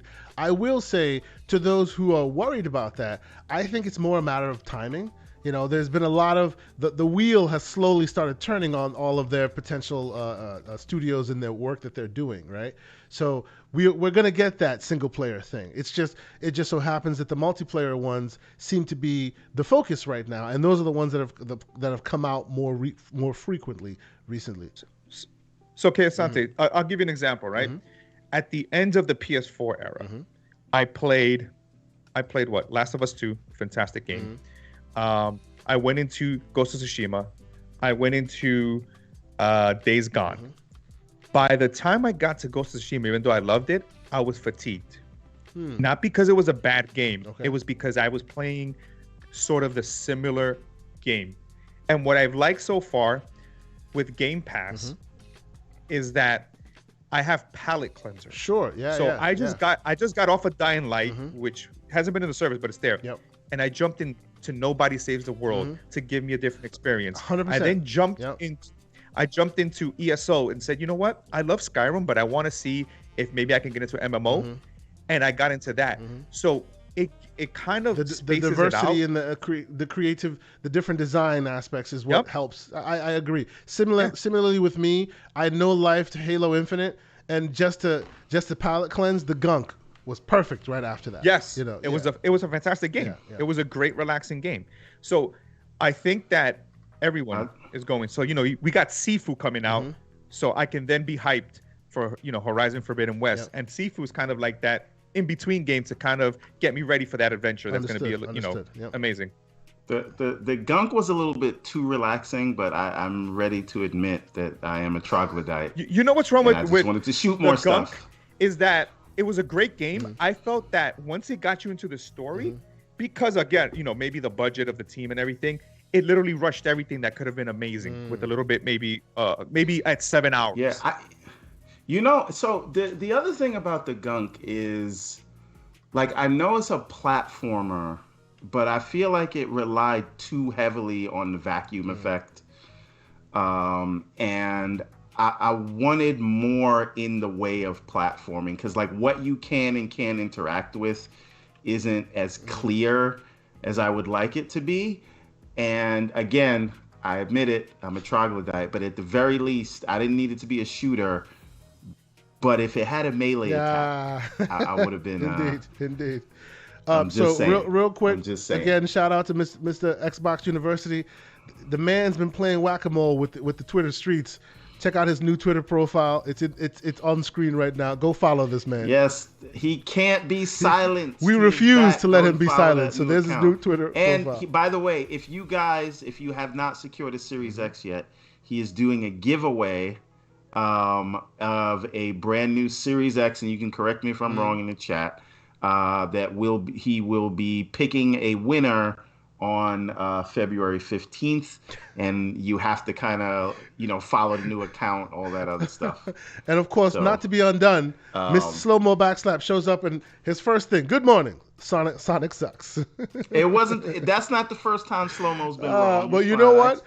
Because Slow-Mo has come in here with Sonic talk, I was actually waiting for you to come back. Wait, before you do, because you did talk about something about the first-person devs, and so just go ahead. One, I was listening. Go ahead. The future of Sonic. There you go. There we go. See, in the merch, because the IP's so popular, they're gonna make pop toys and t-shirts and all get those to your things. point. But that's neither here. That's at the Dollar General store. No, the Dollar General store. I do think that in terms of history of development, they are over leveraged on a talent pool that has so far been one-sided, focused on first person shooters. And we can say that Playground Games is making Fable, but we don't know how that's going to turn out yet. I know they're amazing devs, but let's see. And I hear they're hiring people that have that expertise, and they're using their expertise and putting that together, but we haven't seen what that has turned out to be, so we don't know necessarily. So what you're saying is they're not serial banger makers, so we still have to wait and see. No, that's not what I'm saying. That's not what I'm saying at all. See, you're putting words in my mouth. What I'm saying is you are citing that Playground Games is making Fable, And I am saying we don't know that that's a slam dunk. It could be. Yeah, I have faith in them, but we don't know you. that yet. So when we have a bunch of developers that primarily focus on first-person games, that doesn't give me as much confidence as if Crystal Dynamics was a member of the family or one of these other studios that have a history in that. And I don't want Xbox to only be the shooter box. And I know they're not, but like, it's like the fight is not even fair at this point when we talk about shooters and even Western RPGs. Who's left? CD Projekt Red? Very true. Yes. Right? So they have that, but there's that, as they say, COD's just one. That is a thing. And you know, and to shout out to Beast Mode. Joanna Dark's point, right? You know, Certain Affinity is helping with Perfect Dark as well. I think that's an all hands on deck thing, but that's another first person game, which is unfortunate. A quick detour. Why is it a first person game? It should be third person. That game should be third. That should be Splinter Cell. That should be your Splinter Cell. I'm just exactly. And it will be great. I have confidence. They're a super team. And then they have Crystal Dynamic working on it, but it should be third person. This is what I'm saying. Do they not have enough FPS games that needed to also be an FPS? That's my thing. So we can say with Hexen, right? And then this is because I know we're talking about that. I would love a Hexen that's reimagined, but give me a third person and give it to Compulsion Games and give me something that has to do, make it like Shadow Man. I know, shout out to Shadow Man. I love Shadow Man. Yeah. Classic. And give me something in that vein, which I think Compulsion is making with their game that supposedly is rumored. But I would love to see Hexen be reimagined and not be an FPS. Yeah. And I think you're right. When you have Doom, Halo, and these like Let's take some of these IPs. And now you even have COD, so it's just like, come on now, you're over leveraged on Quake. That's right. So with COD, I would love to see the Coalition give us maybe expand the COD world into a third person. Give me something, or give it to Obsidian and give us a prototype. Not prototype. What was the game they made? Obsidian, that RPG they made that was really great. No. They made a game. Wastelands is in XR. Remember that? Was it Sega? They made it. They made it with Sega, and it's like a spy RPG. Oh my god, I can't remember. Today I'm like, I'm blanking out today, but I'm gonna get the name again. Okay. Hopefully, everyone can help me this time. But yeah, I'll get back to you on that one. Okay. No, I agree with you guys in general that they need to. Their focus on first person is a little bit one sided at this point, and they really do need to start. Alpha Protocol. Are you talking about Alpha Protocol? Yes. Give me a COD, but using the COD license to bring Alpha Protocol. That'd be interesting. Now, I will say, with your talk of the Coalition, I'm looking for StarCraft Ghosts. Because the Coalition is perfect for StarCraft Ghosts. But Did you watch the video that they have out there in the internet? Oh yeah. And that's what convinced me that the Coalition would be, because it's basically what they're good at right now. You know, just give them the StarCraft IP. Everborn, you were going to say. No, and that's the thing. We can say that, because that's what they have made, that's not necessarily what they will make, which is true. We haven't seen the evidence, and the projects that are getting greenlit are the first person games. So until they announce some of these studios are doing those other things, I want them to have at least some developers that have track records doing that. And again, this is the point, and I know we're going to come to the Sega thing or other acquisitions, and I know that we are talking about it ironically because that's the meme, like Xbox guys, they got an acquisition that's not even closed yet, and they're talking about another acquisition. I understand that, but there's some other context. Calling Joe Biden. Which I'm sure Suicide Kings is calling Joe Biden. Right. Joe Biden, make Microsoft buy Sega now. Do it now. But all right, let's before we hit and he'll get my vote. We have 2 or 3 stories that kind of combine to the big topic at hand. But before we do, I kind of want to take a quick detour and go, finally, it's happening. It's happening, ladies and gentlemen. We're getting release dates for the damn Steam Deck. Who is excited? I'm excited. Everborn, are you excited? I don't know if you're excited. I'm not excited yet. We'll see. You know what? I know Joanna Dark is If I tell him he can play Sonic, if he can play Sonic, he'll probably buy the Steam Deck. You can play Sonic. This is true. No, you know what I'm gonna do? I'm gonna buy it, and then I'm gonna get a Sharpie, and I'm gonna write Game Gear 2 on it. It is basically a Game Gear 2. That's what it is. How dare you? It is the tech of its time. It's a Game Gear. Come on now. I'm looking forward to this. It's been a while. Sega, I would say Sega Nomad. Well, speaking of Nomad, see, this is the thing that I was pointing out to Kaya-san today the other day. We talk about the Switch today like the the Nomad didn't exist in the 90s, right? Which played all of the Genesis games, and you could connect it to your TV. It had like a half-hour battery life. Yeah, I remember on the batteries playing NBA 90, NBA 95, and getting to work and needing to get 6 batteries out again. Right. So that's the thing. And then we talk about Game Pass, and we don't remember the Sega channel. Exactly. Yep. Where like if you had Time Warner, you could play those games through that subscription service. So and we all know what the Dreamcast was in terms of online play, and then the Xbox had it. So again, so far ahead of their time, they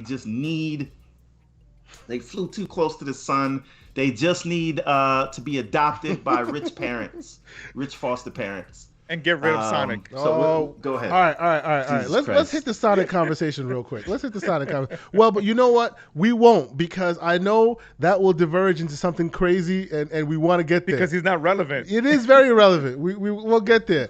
But I kind of want to thread these next stories kind of together, because they belong together, and you'll understand what I'm saying. So first and foremost, finally, optimism, and this will be related to the big story. And the big story that I want to talk about this week is the aftermath. You know what the aftermath is of Activision-Blizzard acquisition. It's been talked about. The internet is abuzz still. There's a lot of ramifications and all that. But now we're starting to see some aftermath of all of this, right? Obviously, the deal isn't done yet, but already we hear people talking. Already we see businesses taking actions to kind of counteract this new paradigm that's about to be upon us, right? And these are some of the articles that I want to kind of touch on, where for the first time in decades, as it says, there's some optimism in the future of Blizzard, And what do you guys think of that? Where do you think this is heading? I know that Everborn and you and I, we've been talking about the potentials and how people have some general worry among the few who are genuine about it, right? Because we know that there's a lot of It's also people fear-mongering and people that are hurt. But that's not who we're talking about, for sure. That's not who those folks don't get the air on our show, right? We're talking about people who actually have genuine concern, and the human element, as shout out to Mr. Boomstick has been championing, the human element of all of these crazy decisions that are being made.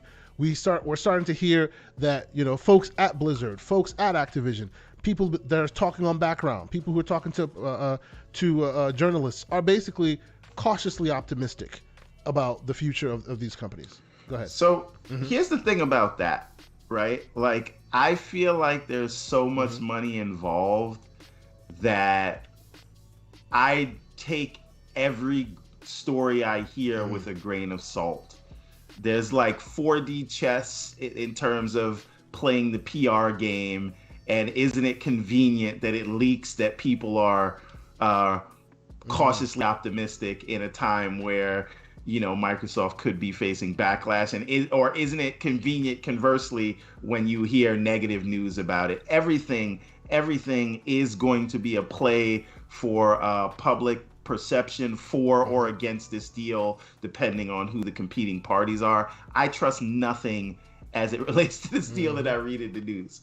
But there's that. I just wanted to add that disclaimer before we talk about this thing. And you're not wrong, right? We were the first to basically say everything you hear about from Phil, from Microsoft, from anyone about this idea, all of it, until the ink is proverbially dry, take all of it with a grain of salt, because they're all speaking to people that are not you. They're speaking to hey, this is cool. Let us pass. Everything is fine. Every tweet for the next year is going to be vetted by an army of lawyers. It's very strategic. They don't want anything to bite them. Which is completely understood. Yeah.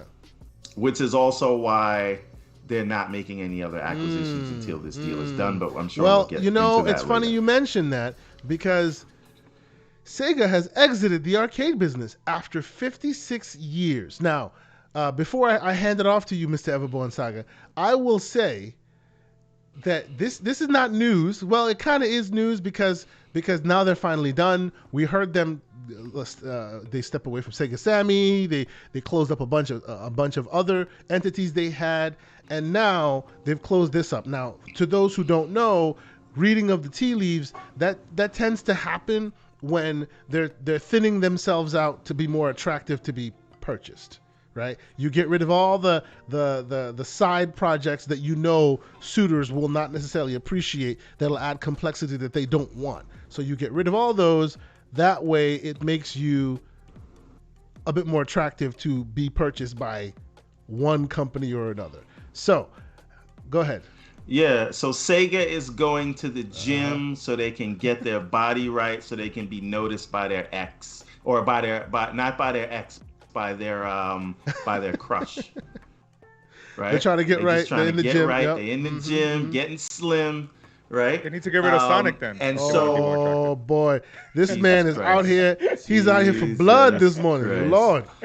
I saw that in the chat and ignored it. This man is out here for blood right now. This is just crazy.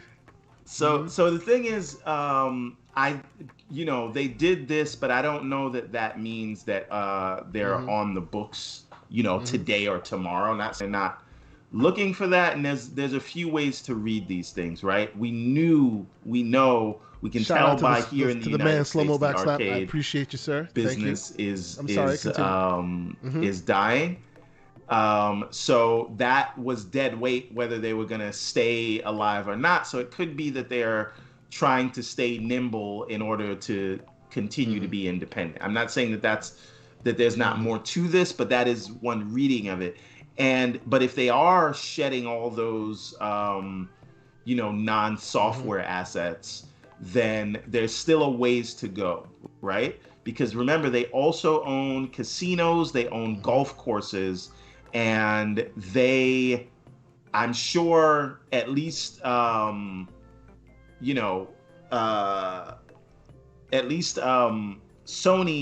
and Microsoft won't want those things. Now, here's the thing. I don't think we can think about this as only Microsoft, Sony, or Tencent. There's a lot of different ways this could go, because who does have a use for casinos and golf courses? Yeah. Konami.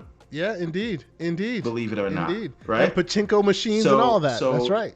Yeah. Right. And they happen to be in the same country. Right.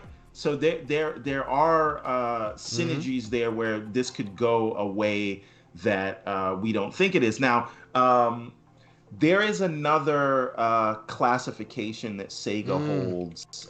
Very interesting Japan. stuff. Go ahead. Yeah. It is. It's like this cultural protection thing, and Square and Capcom hold the same status. It's like Ghibli Studios, right?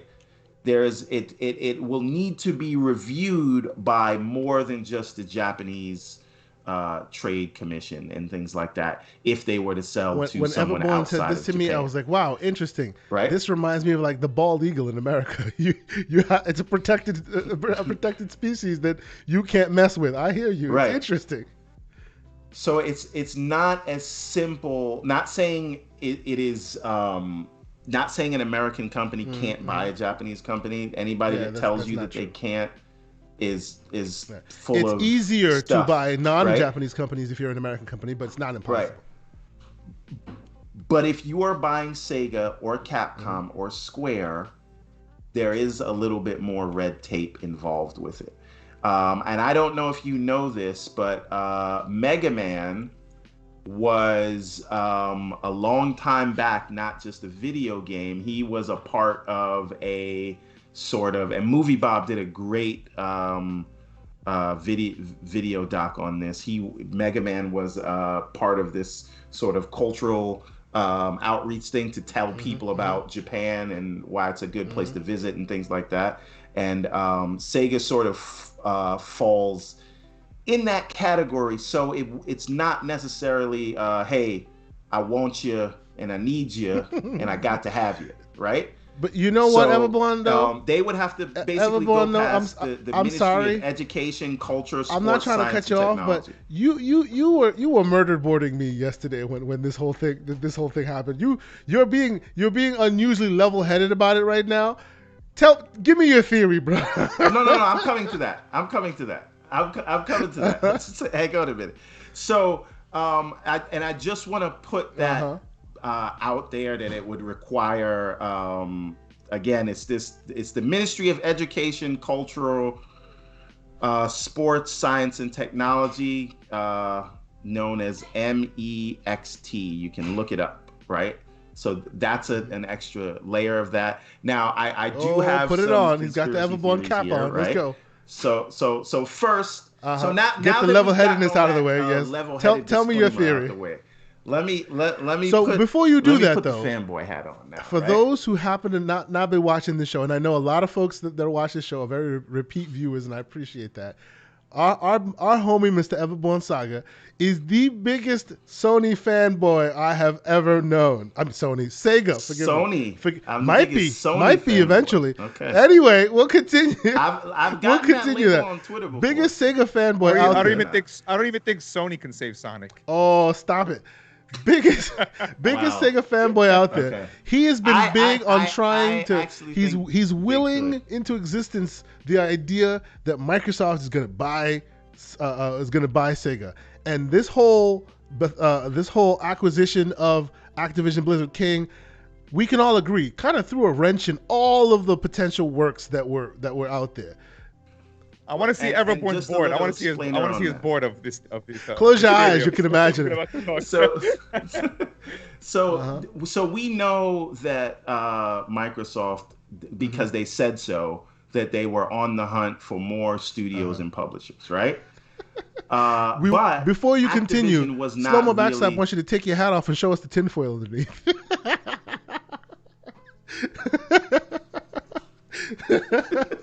No, but we know that Microsoft had other plans or other things they were entertaining, but this sort of fell into their lap.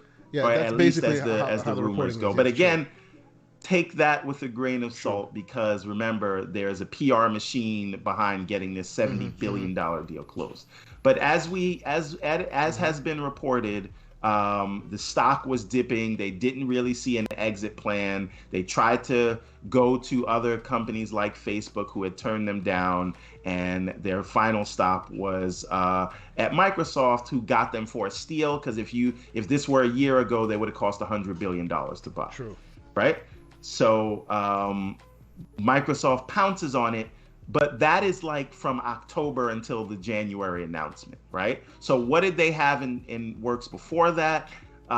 We don't know. But the point is, now that this is a real thing, it is all hands on deck to get this deal closed. And when I say all hands on deck, I mean all of Microsoft. I mean, Phil Spencer is not going to say anything, do anything, or tweet anything that could potentially be used. Shout out to the mag. He's here dropping slander left and right as well. I love it.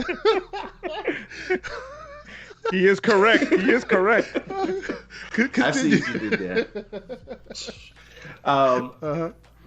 So that being said, right now, them buying another studio, let alone a publisher, even though how small it is, you can't do that now when there are concerns about regulatory deals, consolidation and right. Don't let Lena Khan get word that you're buying another publisher. The ink is not dry on the other publisher. That you're buying this thing. So Sega's Sega's a side piece right now.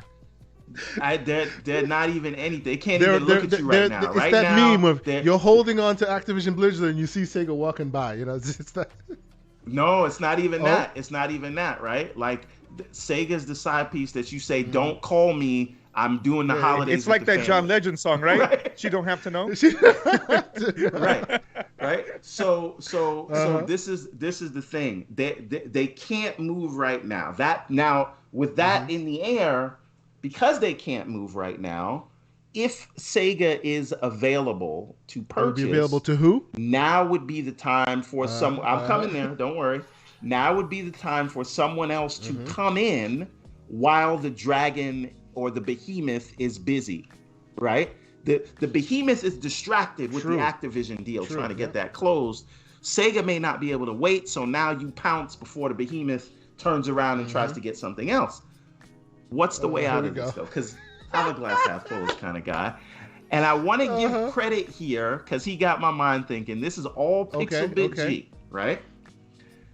What if a way to get around this, if Sega is available, because I'd imagine if they wanted to sell somebody, maybe it's Microsoft. They got this great partnership. They can't stop talking Salute about to K-Mega. Welcome, good sir. Things. Thank you so much for joining us. Appreciate you for being here. Go ahead. Yes. What if Activision-Blizzard buys Sega while this deal is getting closed? So then Microsoft would inherit Sega as a part of closing. See the wishful thinking? Yeah. Listen, so is Bobby Kotick the inside man in this whole theory, in this whole like crazy? Hold on a minute. Hold on a minute. Go ahead. Listen, we saw that Microsoft inherited the India.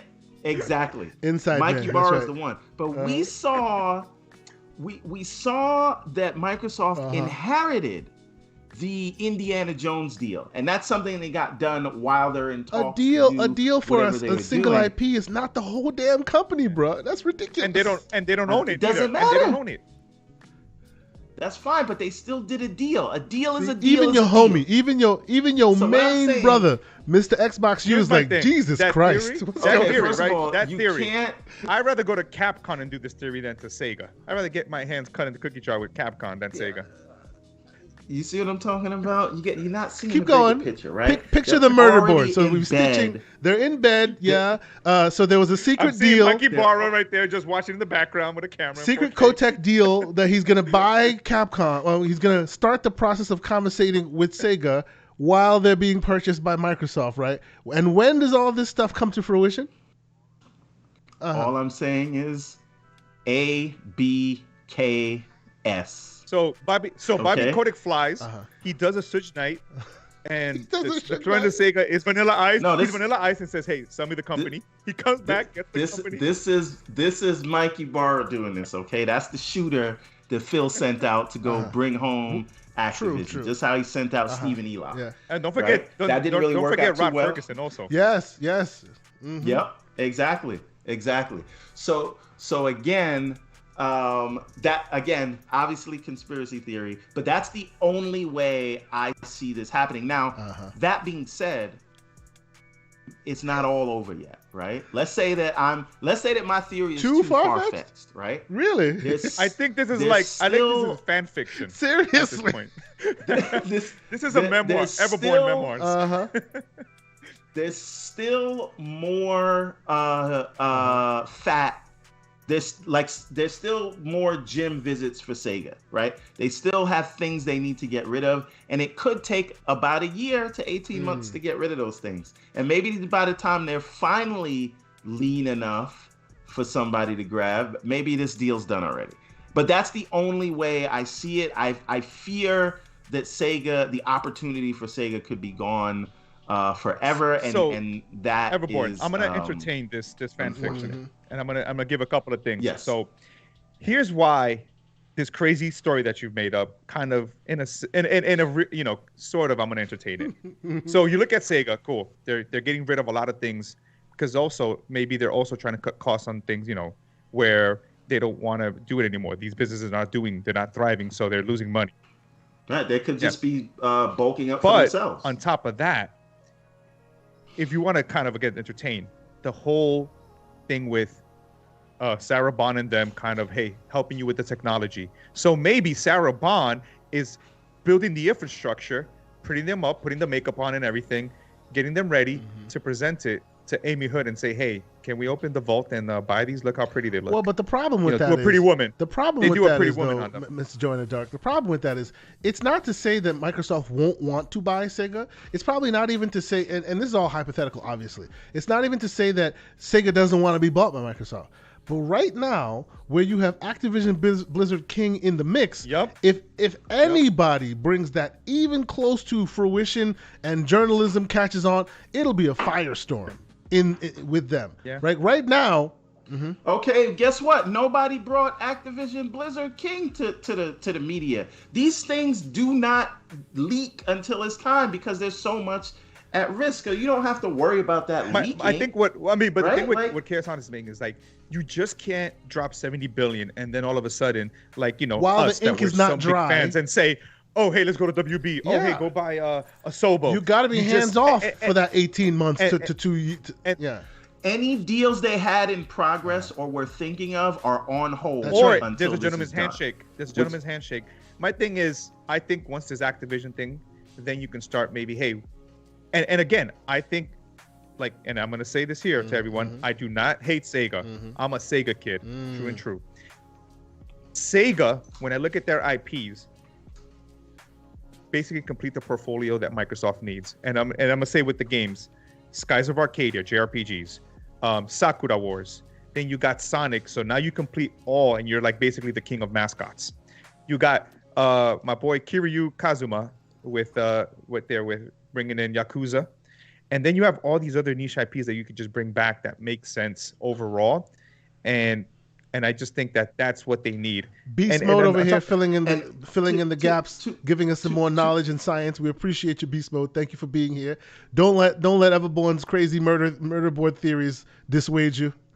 Well, hold on a minute now, though. Here's the thing, right? I think, remember, Nintendo has a monopoly on nostalgia, right?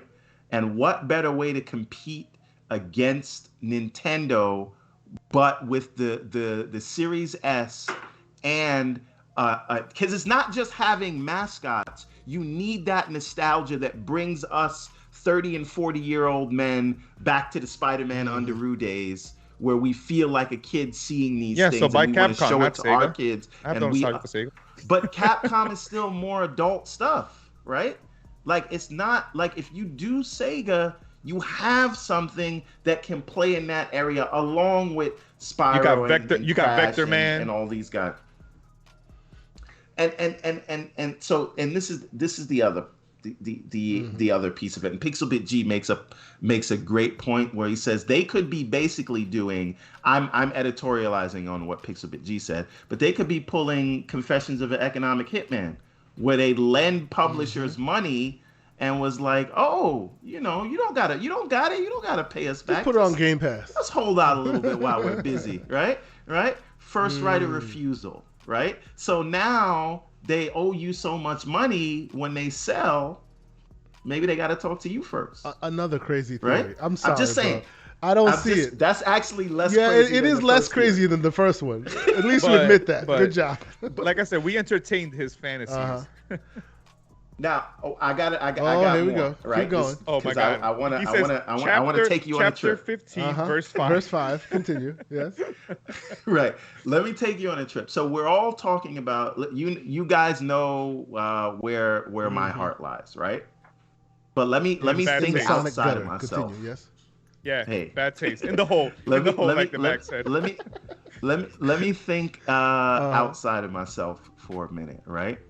So you guys are all talking about Capcom. There's some people talking about Square, which I think would be terrible. The Western studios, not so much.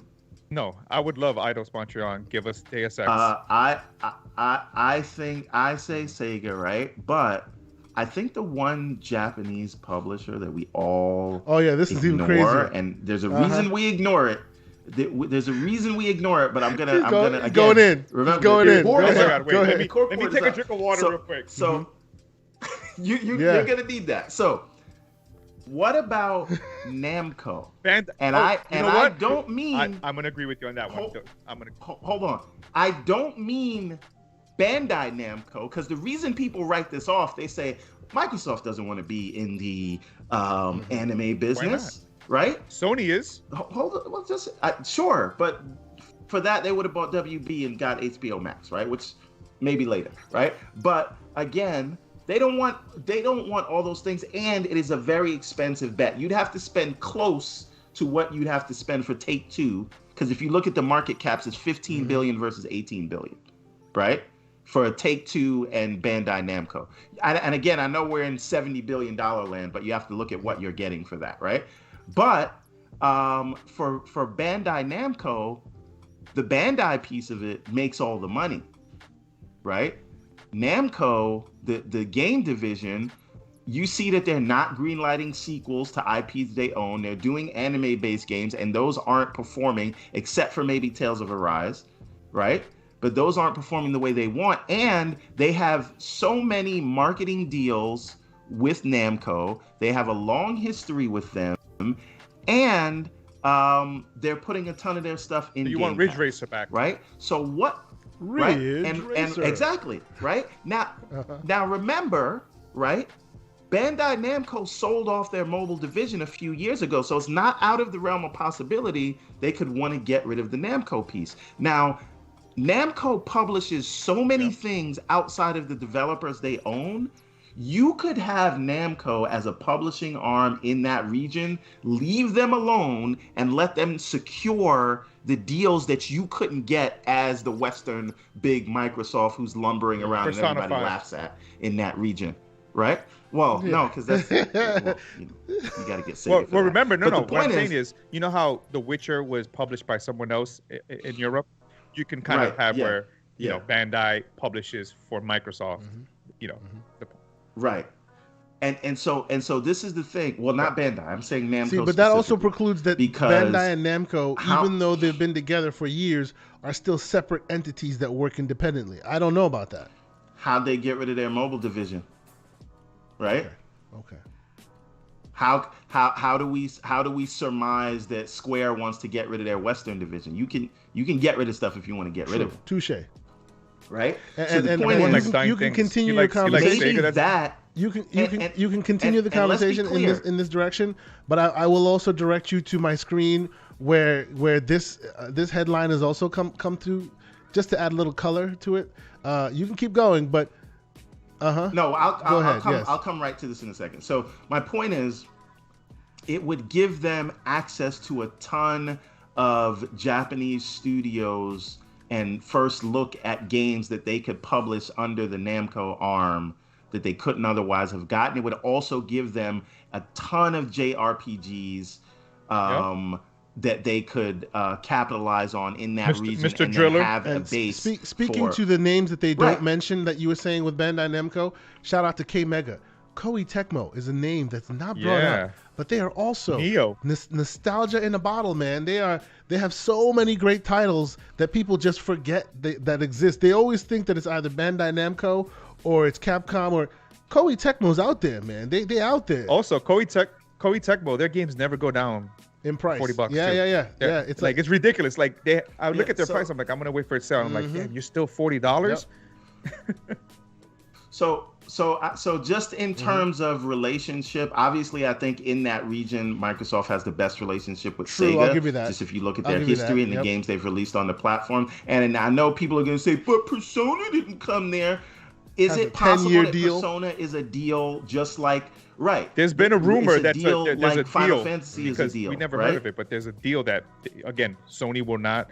or nobody will investigate. Just like that, the underbelly story that people keep forgetting and keep bringing up. Minecraft is multiplayer because they have no choice, not because they wanted it that way. People need to stop using that as an argument whenever they go, maybe they'll be like Minecraft. It's literally in the deal. Look up Jeffrey Grubb has basically said that. It is in the deal. That's the way that Notch was able to sell that thing. Yep, and apparently with the whole, I'm sorry, with Minecraft, right? And Mojang, they've said it that it was the most weirdest purchase because of the way they can't touch it. They have sold to Microsoft. They have no right to touch it and do anything with it. Yeah, so even one of the things that I remember being in the Microsoft store, I used to always say, "Hey, why can't we get these type of Minecraft things?" And they're like, "No, take whatever you did down," because of the way Mojang really operates with that IP. They are independent. They are the Atlas Studios within Microsoft. Right. Yep. Right, and again, just to beat the Sega drum for a minute, it's dead. Sega has announced It's dead already though, but games it's dead. that are coming out. Like they've the announced peripherals. 4 games they're Guitar Hero releasing. is dead. Oh, stop it! I have my peripheral right here. Calm They've yourself. announced 4 games they're releasing this year, and 3 of them will be on Game Pass day and date. The only one that is not is Sonic Frontiers, because they think that's going to be a big title to go with the movie. But I suspect it will end up in. And shout out to Sourblow Gaming. He makes a great point. We keep talking about Japanese studios. We keep talking, which is valuable, but we're not talking about the Chinese and the Korean studios. Some of these are out there doing some amazing work and being under the radar. You know, we're not seeing them, but I think Microsoft might be. Go ahead, Mr. Joanna Dark. You know what studio that I like that they make great RPGs, and I think if they had the budget, Neo Facom or something it's called, Neo Firecom, I think it's called. They make the Legend of Heroes and also Trails of Cold Steel. Okay. And those games are on the level when it comes to writing and overall like Persona. And they make a lot of these niche JRPGs that are out there. They have another one, I think it's called Tokyo Xandu. I think it is the one they make, and it's literally Persona. And yeah, there's a lot of other developers that they can go to kind of fill. We were talking in the background, Mistwalker. Why are they not talking to Mistwalker? But Sarah Bond is working with 200 Japanese developers, so that's where I was talking about with Everborn. Like they keep going after these known brands, known folks who are very contentious because PlayStation has them all sewed up, so to speak, right? Either it's through loyalty, through fear, or through just deals that persist for years, right? Just like there's a thriving indie space in America, there's a thriving indie space in Japan. So I honestly think they should just stop focusing so much on the Square Enixes of the world and focus on the new school, right? And it sounds like that's what they're doing. But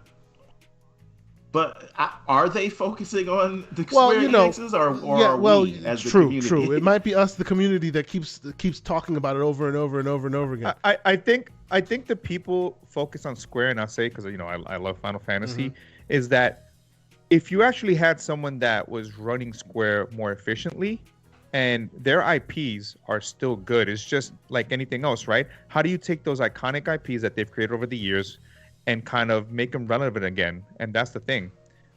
Square has IPs. It's just they're not using them.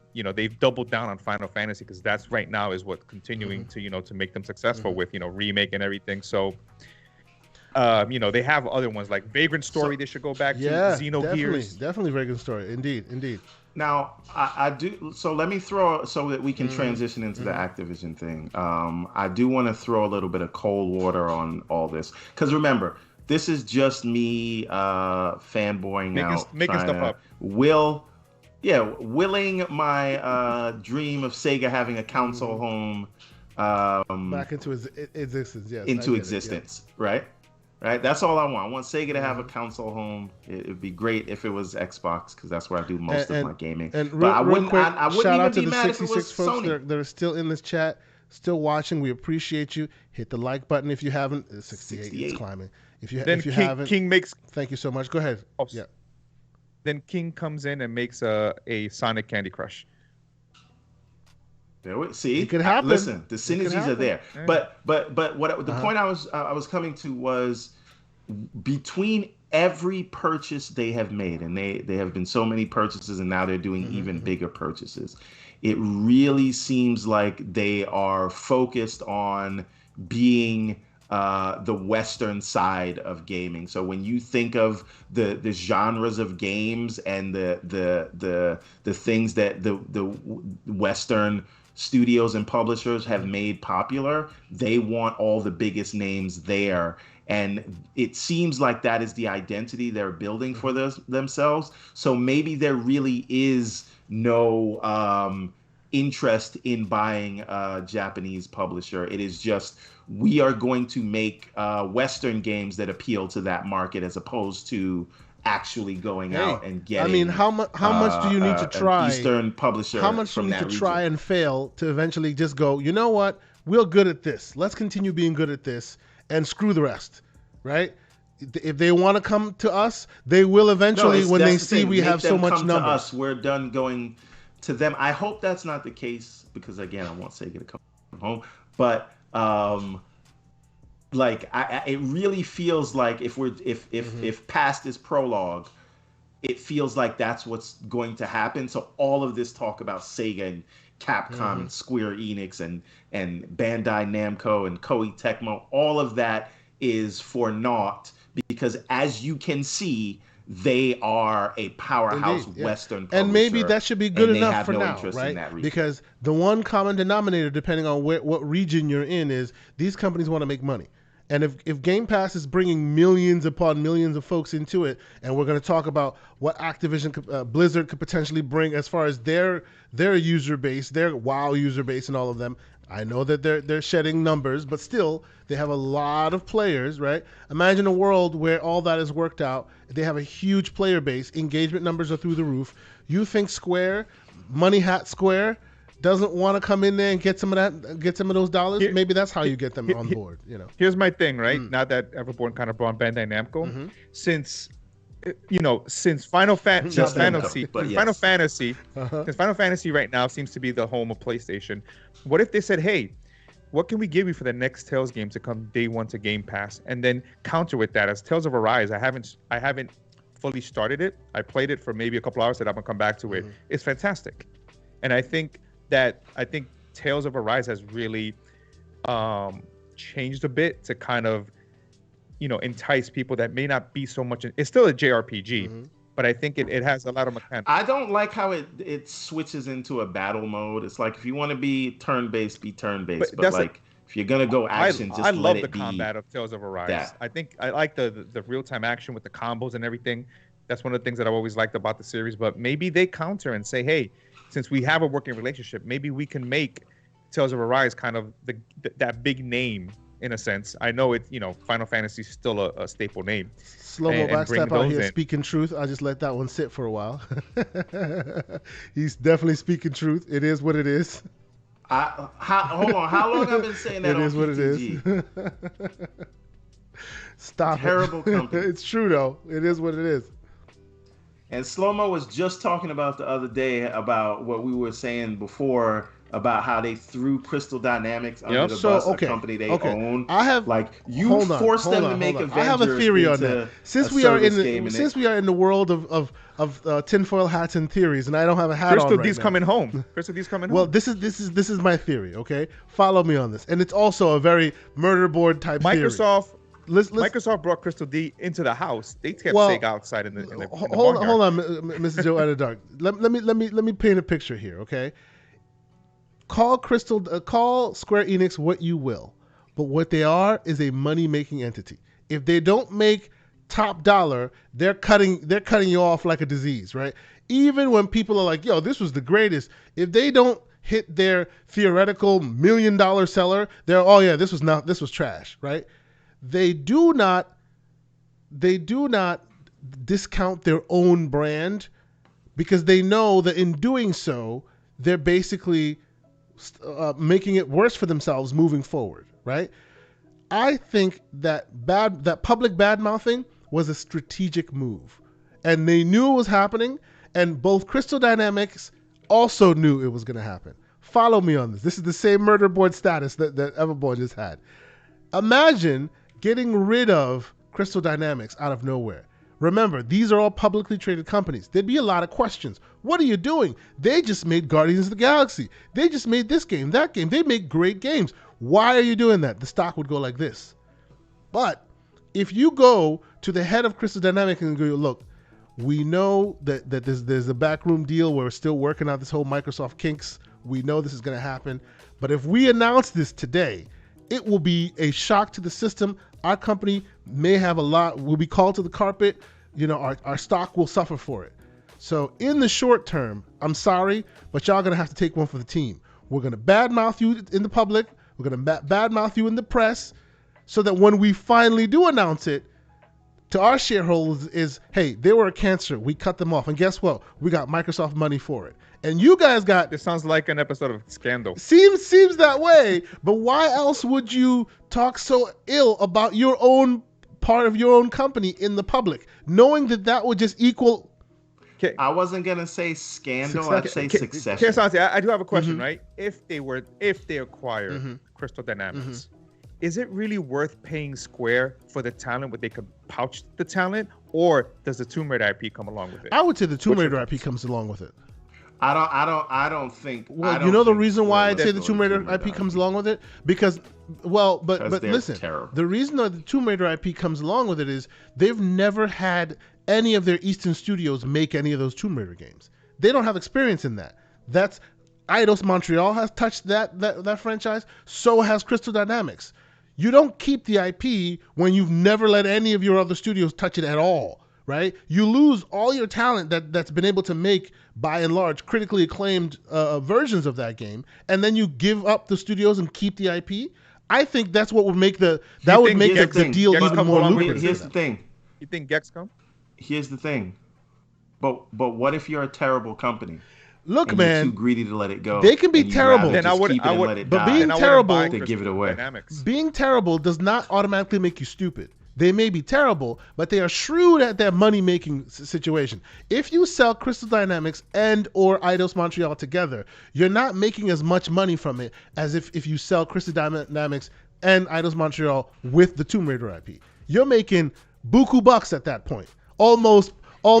Yeah, because it's like buying Rocksteady without the Batman IP. Yes. You could just get that talent and say, hey, oh, you're looking for a job? Why don't you just come and kind of pouch the talent versus just buying a dev studio?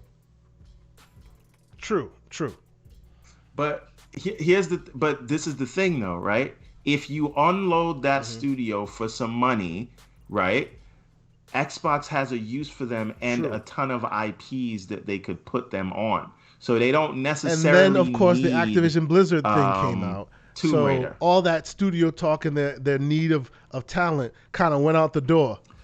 But hold on a minute. Unless they already bought them, and now it's just strategic back and forth. And you may think they would have to announce that, but no, they didn't. Because guess what? When you're talking about an individual studio, not a whole publisher that operates in multiple countries and is a certain size and valuation to where you have to go through regulatory approval, you don't have to announce that until it is strategically benefit. Yeah, right. And why is that?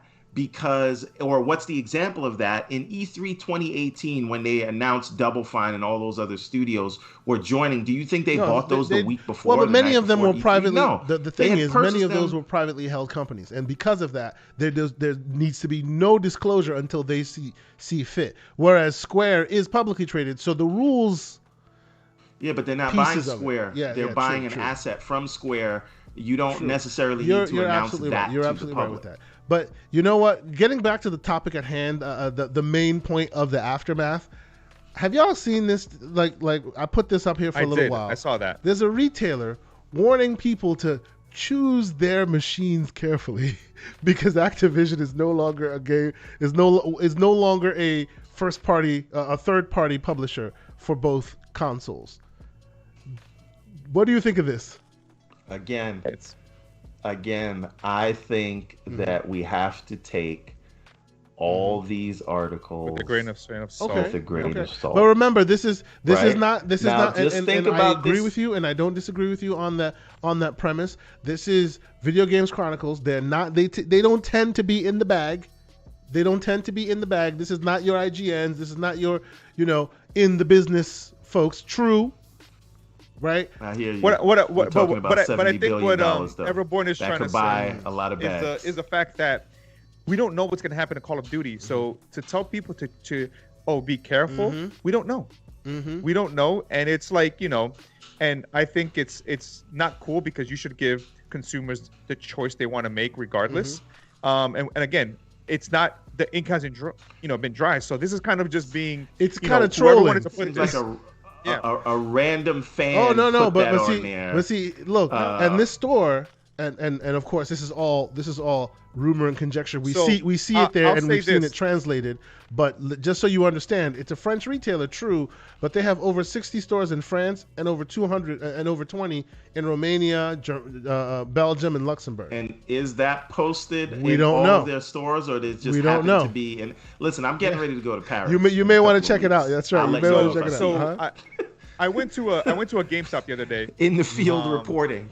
That's right. Circle and I went to a GameStop the other day, and not to throw more to this, but I did hear the person kind of letting them know, saying, hey, just hey, call, not saying, I guess they were buying stuff like, hey, you're gonna be happy because with the Xbox you're gonna have Call of Duty now with Game Pass. So there are people that are trying to spread this in the sense of when it's not even 100% there. And I mean, to that point, Mrs. Joanna Dark, though, if you are a dude trying to buy an Xbox or a Series S or something like that, and somebody goes, hey, by the way, you picked the perfect time to do that. This is great because from now on, it'll be part of your Game Pass subscription. That is 98% fact. And that 2% is if regulatory issues come in the way, which it won't really. We know it won't. So any other PlayStation, blah, blah, blah, blah, that all may be trolling. Well, we don't know that it won't. We think that it shouldn't. Yeah. And it shouldn't. We don't know that it won't because there's a human element here that is up to certain people's discretion and whatever the political whims are of the moment. So it's not necessary. It may not be a slam dunk. It's like it's the I'm like the best way to put it. I don't know if it's the best analogy. Is like when I got the job at Microsoft and I got the offer letter, so I had to go through a couple of things to kind of make sure that I secured the job. I didn't tell anyone until that day. It said, welcome to Xbox. And that ink was dry. Everything was official, background checks and everything. So that's the way I kind of look at it. I know it's not a great analogy, but with everything, you just, you want to make sure, but I do get the whole thing, what you just said. Yeah. I mean, if you're going to get an Xbox and this deal's going through and, why not? It is a great time to get that. I mean, and that is more anecdotal, right? You can see that, you can hear that at your GameStop. You can hear that, hey, by the way, did you hear they did this? So the thing that is more likely to happen is those hardcore gamers, and presumably if you work at a GameStop, you're a gamer, right? Presumably. Saying, hey, by the way, this thing's now going to start getting Call of Duty. Mr. Casual gamer, you no longer have to spend your $70 a year on that. Hey, can we point out in that picture in the top left, you see a Sonic game right there? Yes, we see a Sonic game there.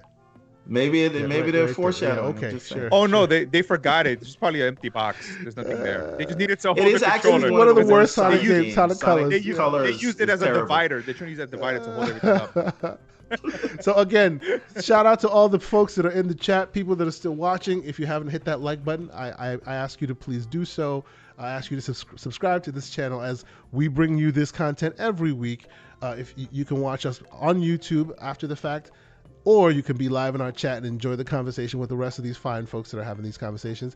We are also now on your favorite podcast service of choice, whether that be the PlayStation, I always say PlayStation, whether that be the Google or the Apple podcasting services, and actually also on Spotify. So thank you guys once again for joining us and continuing to support the channel. So, okay, this is just anecdotally one of the pieces of the puzzle, but we are hearing a lot more ramifications coming down. Like there's now a lot of talk about, well, will there be a consolidation of maybe EA with Ubisoft because that's how they're going to stay relevant and stay off the chopping block? Or, now you have folks going, well, I say EA and Take-Two is how they stay away, is how they stay off.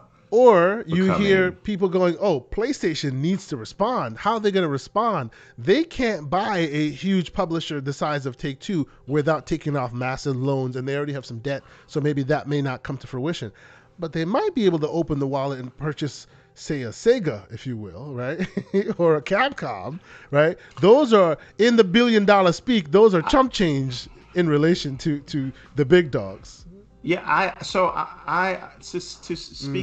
Please, to that, right? Like, again, taking the fanboy hat on.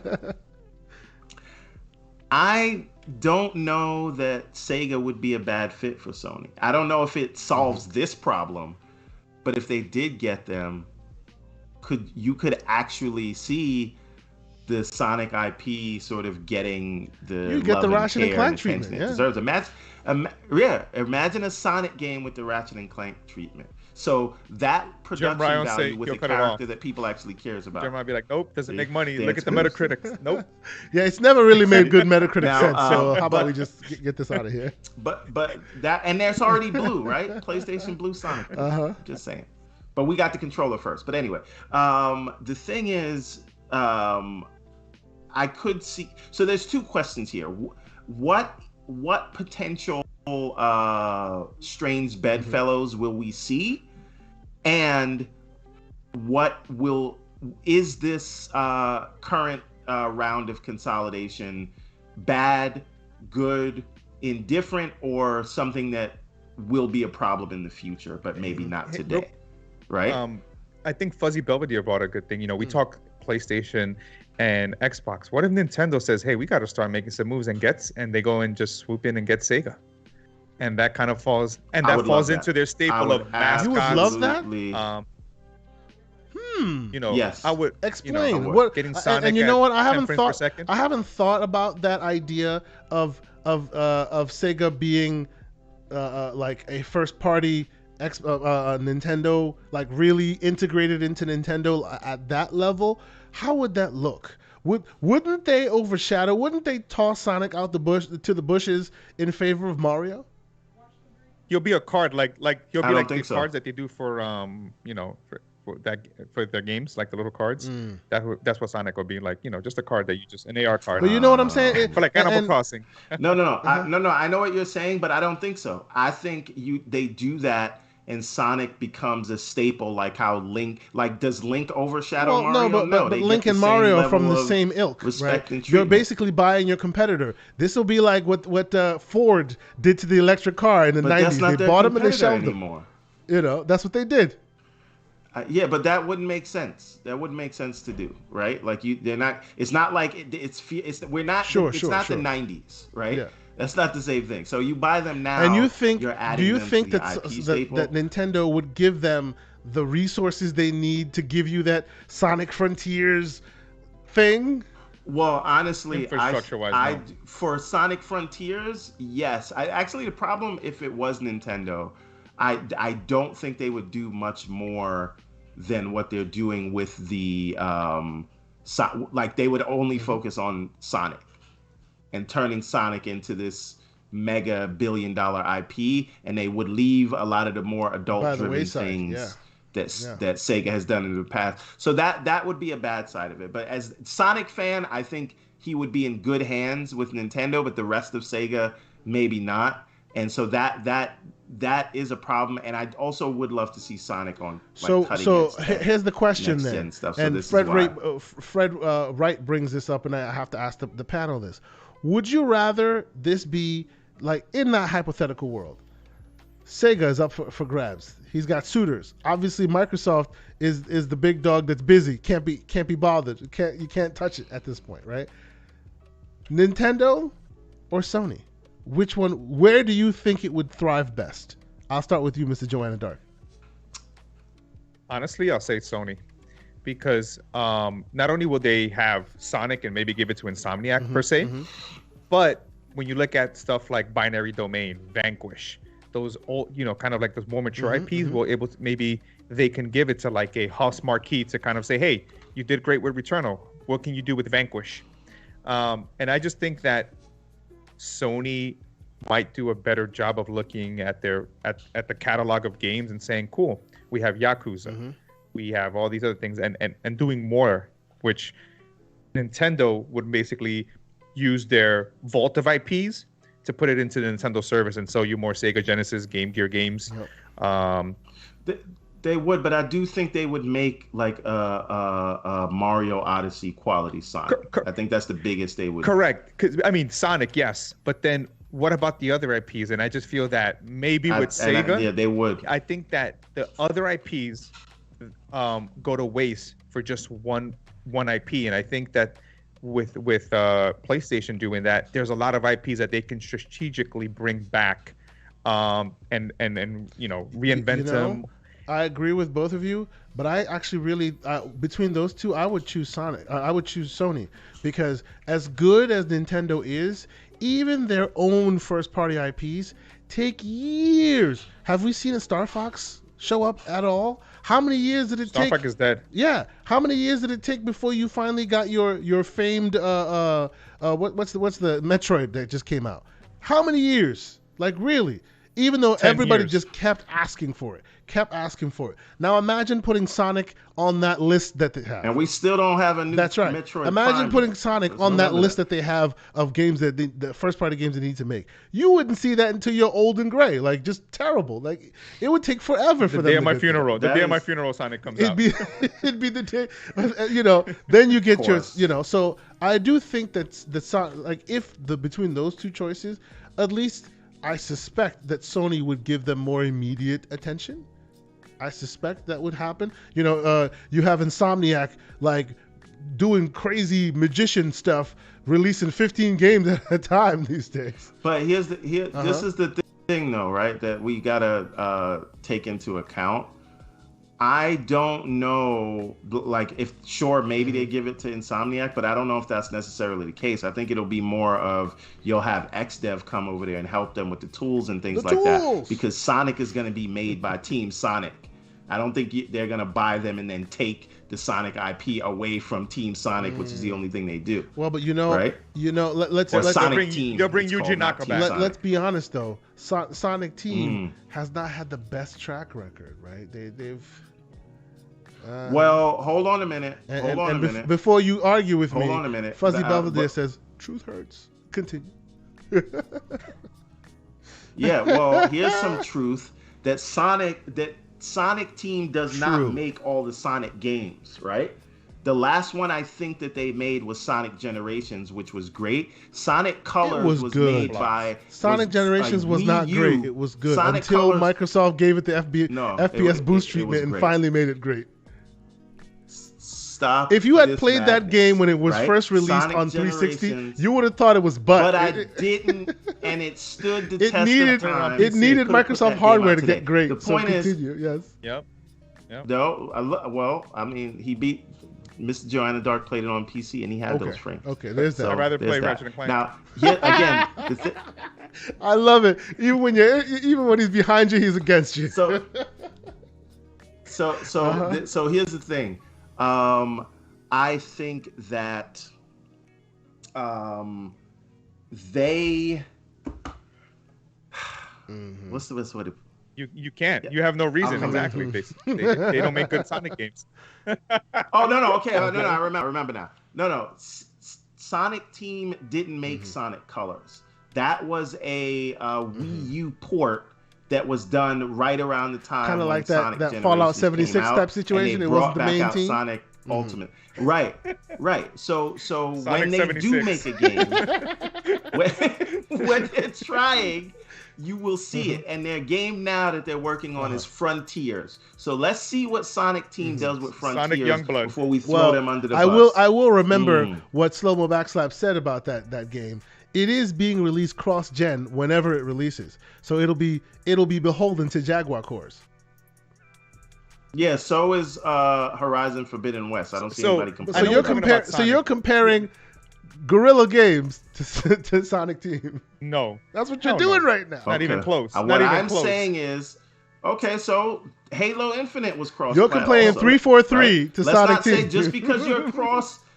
Just because you are cross-platform, I'm comparing the pedigree of the developers, and you're telling me Sonic Team can be compared to 343 and Guerrilla Games?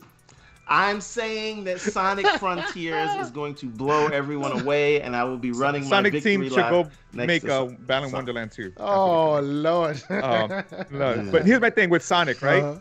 And I think that besides the 2D ones that we've gotten, Sonic Team hasn't been able to maybe reinvent Sonic in the 3D and make correctly, the level design 3D space to complement the fact that he's a fast-moving character.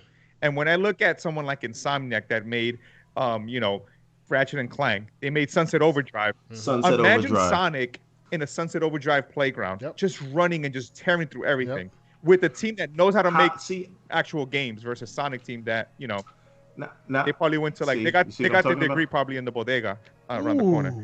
Right.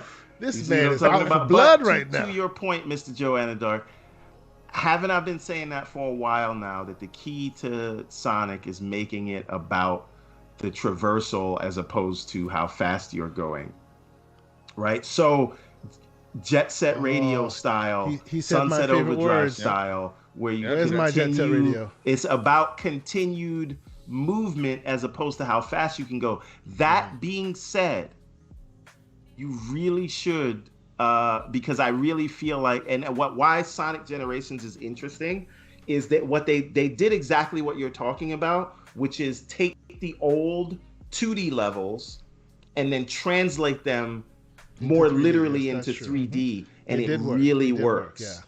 Right? But that is because they were taking advantage of their old level design. Now, how it in today's world, where they want to do something new with new level design, we shall see. But I think that the 3D experiment for Sonic worked in Sonic Adventures 1 and 2 and Sonic Generations. Those are the only games I can point to. Sonic Adventure 2, that camera was terrible. Yes, it was. I think that Team Sonic needs what's his name? Fepard Games. Fepard Games, the Brazilian developer that made Spark the electronic gesture. Oh my god. Because they took all right, let's move on to Activision. Because they took the idea of Sonic and they did a lot of good work on there. And if you haven't played it, you need to try the demo on Steam. It's called Spark the Jester. Part 3 is coming out soon. And it's made by a single Brazilian developer who everyone hates because somehow he's done better work than Team Sonic has done in years. See, you're doing it again. Hey man, you ain't gonna play it anyway, so why do I even need to try at this point? I think if you give Sonic to a new team that's passionate about Sonic, or maybe kind of Sonic Mania, you can have a Sonic game that is better. But like, we go back, we can go back to this argument back and forth. People didn't like 343 and were saying, hey, blah, blah, blah. They came out with Halo Infinite, did a great job. Winter Soldier agrees. With Sonic, that's right. I'm sorry. With Sonic games is that you get one that's great, then you get one that's not as great, and maybe you just need some new eyes of passionate fans to bring him. How is it that Mario has translated to 3D and Sonic? I know it's a little bit more complicated because of the way Mario moves, but it can be done. But I just feel that they need fresh eyes. As it's a staple of Sega's overall pillar when it comes to it, but they need to do more justice to Sonic as an IP. Yep, I agree. I completely agree. I 100% agree, but I think part of that is because Sega has been, like the whipping boys, so focused on like trying to stay alive, right? They've had to do things to make money, and I don't think that up until now, because I hear they're putting a lot of money into this Frontiers game, but I do think if they did have the backing of a platform holder that wanted to put their foot forward to really capitalize and have a, turn Sonic into a multi-billion-dollar, not that he already isn't, but I mean really of today, I do think that's what you need, right? Because at the time when Mario was transitioning and Nintendo put everything into that, right? And a Microsoft or a Sony could do that today for the character and give it the time and attention to detail that they would need for it to really hit as a mainstay AAA IP. I definitely think the IP is there and worth doing. For those who don't have slander in their hearts, Spark the Jester, y'all need to try it. It's actually pretty cool. It really is pretty cool. It already looks better.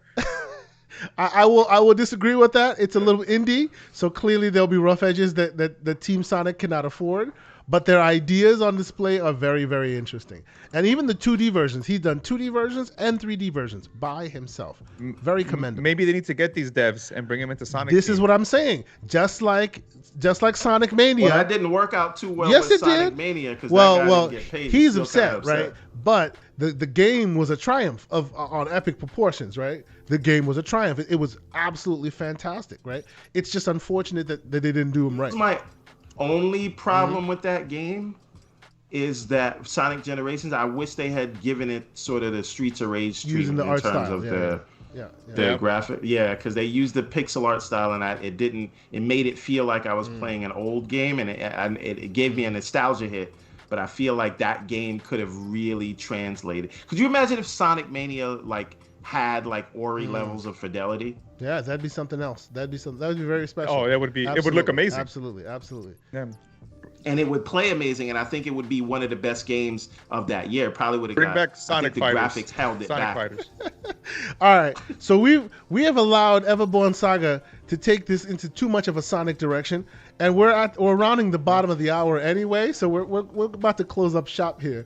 I think we'll keep it, and for us, we didn't even really talk about the. I mean, I guess we did the Activision stuff. There's one thing I want to talk about. No. Unless you were going into a different direction. Speak. Yes. Okay, so I want to start out by saying I have to preface this before I get the tomatoes. Get your tomatoes ready, ladies and gentlemen. I mean, you did it already with Sega Talk. No. I know where he's going. Go ahead. I have a lot of confidence in the leadership at Xbox right now. I think they have a vision. My bet, if I were betting my house, I would say that they're going to succeed. But what I do see, here's the but, and you know what they say: don't pay attention to anything someone says before the word but. But what I do see is a lot of people talking about this Activision-Blizzard deal as though, hey, Phil Spencer's in the mix, Xbox is in the mix. It is just going to be turnkey and done. It's going to turn out well. And I don't think we can talk about it like that way. This is the biggest deal, not Xbox has ever done. This is the biggest deal Microsoft has ever done in the history of the company. This is huge. And there are several legitimate concerns. And those concerns, for me, they don't fall around, is this market consolidation, woo, boogeyman, right? I don't have that fear or concern, but the concern that I do have that is not a foregone conclusion is with a big publisher like Activision-Blizzard King.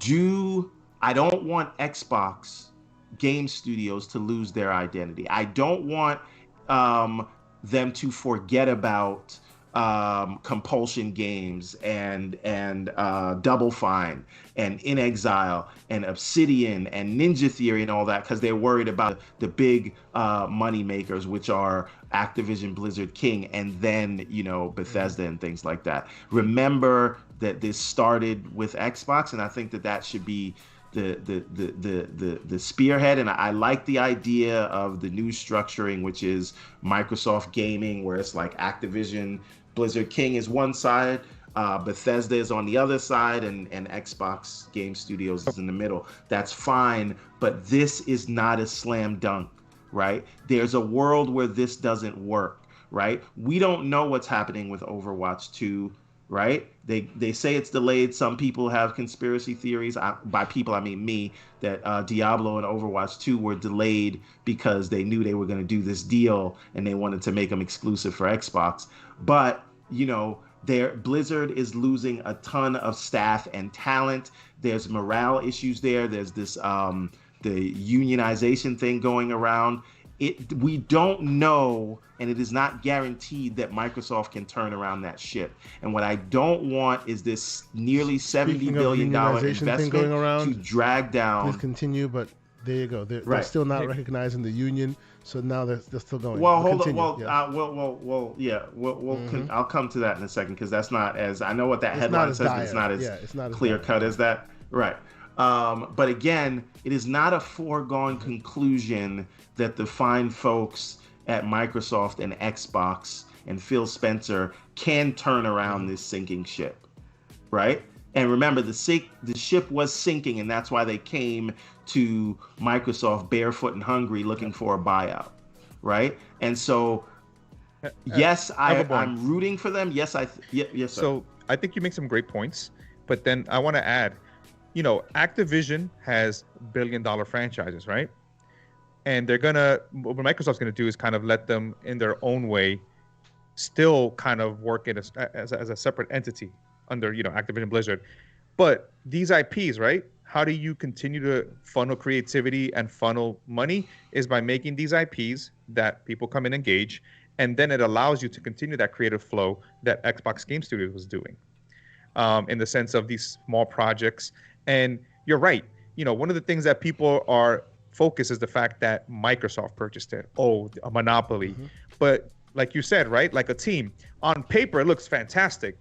But basically what you're looking at here is you're coming into a team, like a sports team if you're a sports person, and you're rebuilding from the ground up. You're getting rid of half of your roster, as an example, that people may be leaving. And then you're trying to take whatever you had to kind of rebuild the culture and start building a program and see how these IPs then kind of, grow into what they once were. So you're right. They're not, it's not like, hey, it's a slam dunk. It's a big road ahead to make sure that you keep also some of that talent. And Phil Spencer said this in one of the interviews that I found it interesting.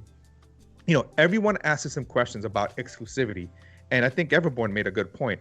But how does this fit into the culture overall of not only just Xbox, but Microsoft in the big picture?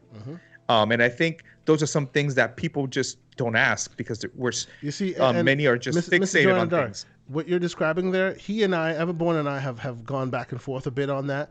I honestly think, and we won't know until we get closer to the end where the ink is drying on this deal.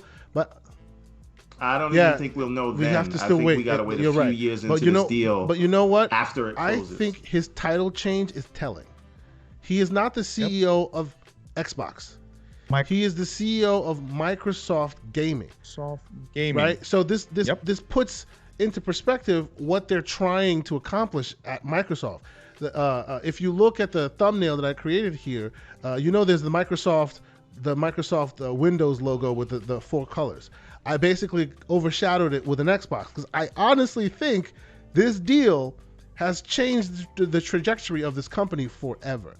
They are going to look at everything through a gaming lens. They're literally creating a self-sustaining pillar of the company that is solely gaming focused, and that's not necessarily under the umbrella of Xbox. Because Hey, just real quick, shout out to Splendid for if you've been watching the welcome. whole time. That's awesome. Yeah. That takes some stamina, brother. We always appreciate you here, good sir. I appreciate you being here. No, but you understand what I'm saying. And right now it's just an org chart. People just saw it, interesting, and moved on. It will be telling. I honestly think that specific change in leadership and the way that it's being positioned will lead to crazy ramifications that will bring about structural changes in that company moving forward. There will be. It will, but go ahead. Just here's the thing, and right now I'm working on a project at work. I'm a software engineer by day, right? Batman by night. Batman by night. I thought you were going to say Shadow by night. I was about to say Batman by night. Isn't he your nemesis? Slanderer by night. Yeah, because I'm a clown. That's why. But more seriously, we're working on a project, and we had to get together with another team and a vendor. And the vendor has their own way of working. My team has our way of working, and this other team has their way of working. And we're all, 2 of us are in the same company. One of them is from outside. And this project has turned out to be a disaster, partly because of probably bad planning on my part. But, it's also that the teams aren't meshing as well. Just because we say, hey, we're working on this project, sometimes cultures Valorant thought you were Sonic by night. I'm sorry, continue. That's Shadow, right? Shadow. That's right. Right. Yeah. No, but I'm actually Metal Sonic. But that's the thing. Microsoft has a culture. Activision has a culture. Yep. Activision's culture needs to change. It's not a foregone conclusion that their cultures will mesh. Mm-hmm. You are going to have some bumps in the road. And as Hogue Law pointed out, once you're getting into this 30 studios thing, and let's just, even if we're only focusing on the 10 or 14 new studios they're picking up, what about the studio that becomes a problem child? Mm-hmm. Well, but remember, right? First off, and being that this is my show, I get to say this again. Respect the booty. I'm sorry. Let's move forward with that. Okay, but what about respect the booty? But he has nothing to do with doesn't. Activision. So they get to be off on the side doing what they do. And the challenge to your statement that I'm making, good sir, about the culture change that needs to happen, like you've correctly defined during your lead up to this, the culture is the problem at Activision Blizzard, right? So it's not a meshing of the cultures. Will it work? There's a rewrite necessary on that part. But again, think about the human element here.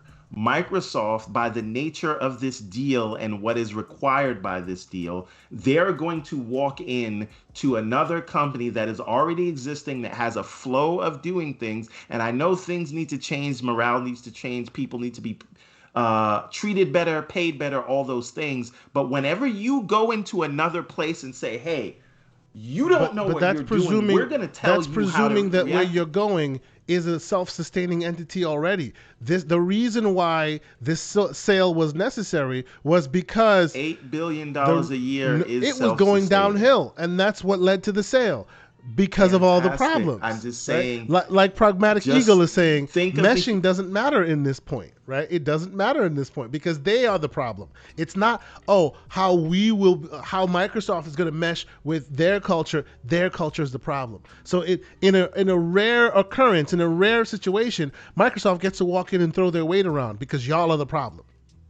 So yeah, but again, I'm saying just real life. I understand like how it makes logical sense. But when you add human emotion to these things and people who are at work, people will be fired. People will leave. This company. We get that. Yes. Yeah. And how does that look? And what does that do for morale when people start getting fired? What I'm saying is when you have another group of people coming in and saying the way you do stuff, even if it was wrong, when you come in and you tell people you're going to start doing the things the way I tell you to do it, that causes friction. I've seen this happen many a times in my own work life. That's not to be argued against. So Everborn, yeah, go ahead. You know, I'll give a quick story, right?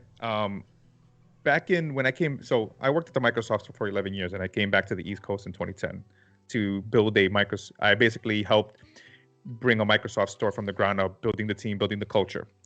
And as much as I try to build the culture in there along with my other colleagues, it was the leader that I had at the time that just wasn't the leader that we needed to continue the culture that we built in the Microsoft retail stores. And what happened is once that person left and we had the right people in place, a right leader is not gonna approach his team in the sense that he's imposing. He's going to fix it little by little by gaining the trust. And what I think, this is not a small process, but it's going to be putting the right people in place and then doing a lot of talking and putting a lot of the things that Microsoft currently has in place when it comes to, allowing people to, talk, having these sessions to make sure that everyone's heard and slowly build this. And like Kay Asante said, little by little, the people that don't want to be part of this change, that maybe were part of the problem, will slowly be weeded out and transition and go to where they need to go. It's not going to be something, and I understand what you're saying, coming in and then all of a sudden Phil Spencer says, guess what, it's my way. No, yeah, it's not the flip of a switch. Of course not. What you need to do first is that you need to put people, great leaders that are empowering, to then slowly start building the trust. I think the minute eventually this deal closes and the people that are there, the talent, they're saying, hey, let's see what's going on with this. And it's a boost for morale because now you're coming in with a company that you've seen doing things to do things right with representation when it comes to making sure that everyone's heard and so forth. And like any company, even like I said, I've managed a Microsoft store. I always see the people that were problems eventually leave on their own. And a quick tirade. Hey, you know what? You're just not Mr. Joanna Dark. The fact that Microsoft stores are no longer with us is a travesty of justice. I'm sorry. I love those stores. It is. I miss them. And it comes down to the fact of being a leader and making sure that you build the culture that was there. So you need leaders that are already drank the Kool-Aid to then bring this culture. And not everyone's going to be drinking the Kool-Aid, but you're going to have that. There's probably really good people there that want this new change so they can, I was listening to a certain podcast and I was listening to an ex-employee of Blizzard talking about what was going on. And I can say for myself, when I was going to leave Microsoft Retail because of this leader, the right person came in and said, no, man, we're not getting rid of you because you've been with us for a long time. We know what you are as a person to any team, we're going to get rid of the actual problem, and that was the leadership that was there. Good point. Yeah. Right. No, and that's a great point, and it time that will take time, and hopefully the investors have the stomach for that time that it'll take, because this is another thing, right? When we look at and listen, I know everybody has become now a business analyst because of this deal, and they know how Microsoft makes money now, right? But at what stage do they need, like what do we and I know none of us know this, but what is the stage where the board of directors and all those things say they need where they say they need that they need to see that return, right? That's sort of a question there. And then the other thing is, we don't know if they can bring back, I know Call of Duty is a juggernaut, sure, right?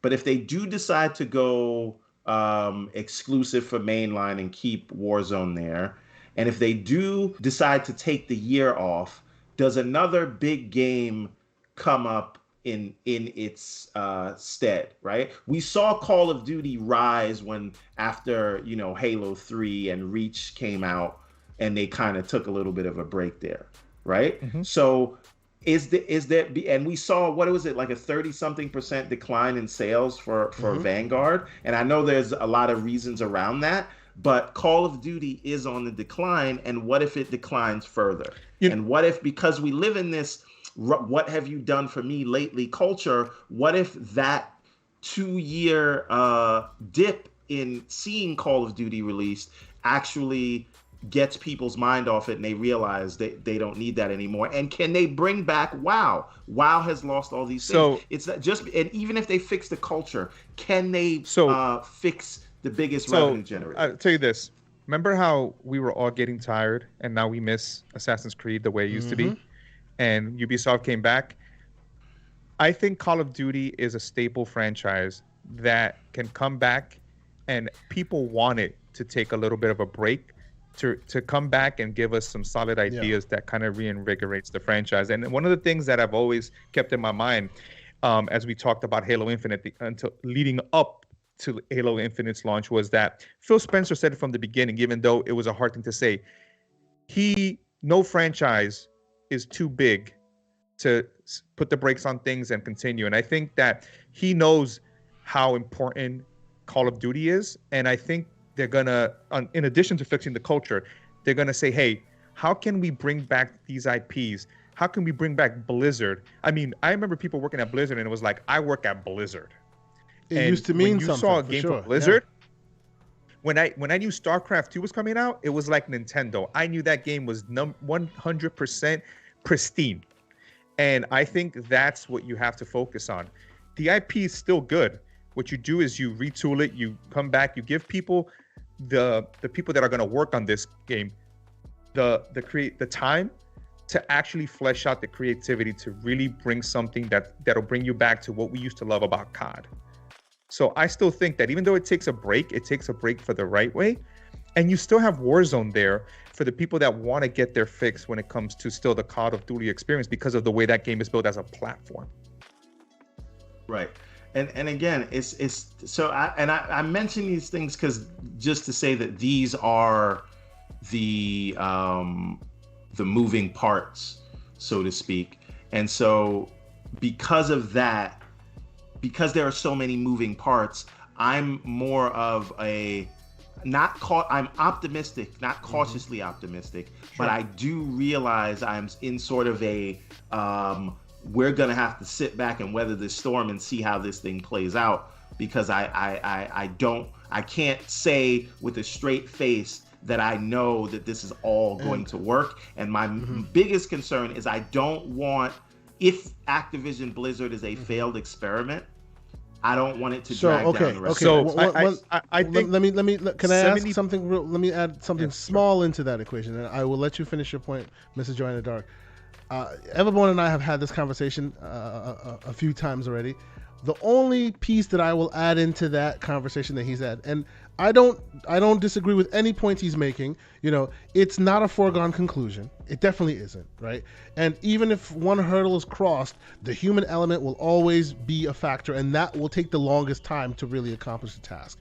What I will say, though, because of the current way the company is structured, in addition to the talent, the leadership talent that they have there right now, I am very confident that if Activision-Blizzard, and that's an if Activision-Blizzard ends up becoming a failed experiment, which will come to fruition in, let's say, 4 or 5 years, we'll say, right? Although it won't leave them unscathed completely, it may take some people down with it. I honestly think that Xbox will still be there and still will thrive after said failed experiment. Mr. Joanna Dark, please continue. I don't think Phil Spencer went and said, hey, give me $70 billion with not having a plan and seeing a vision.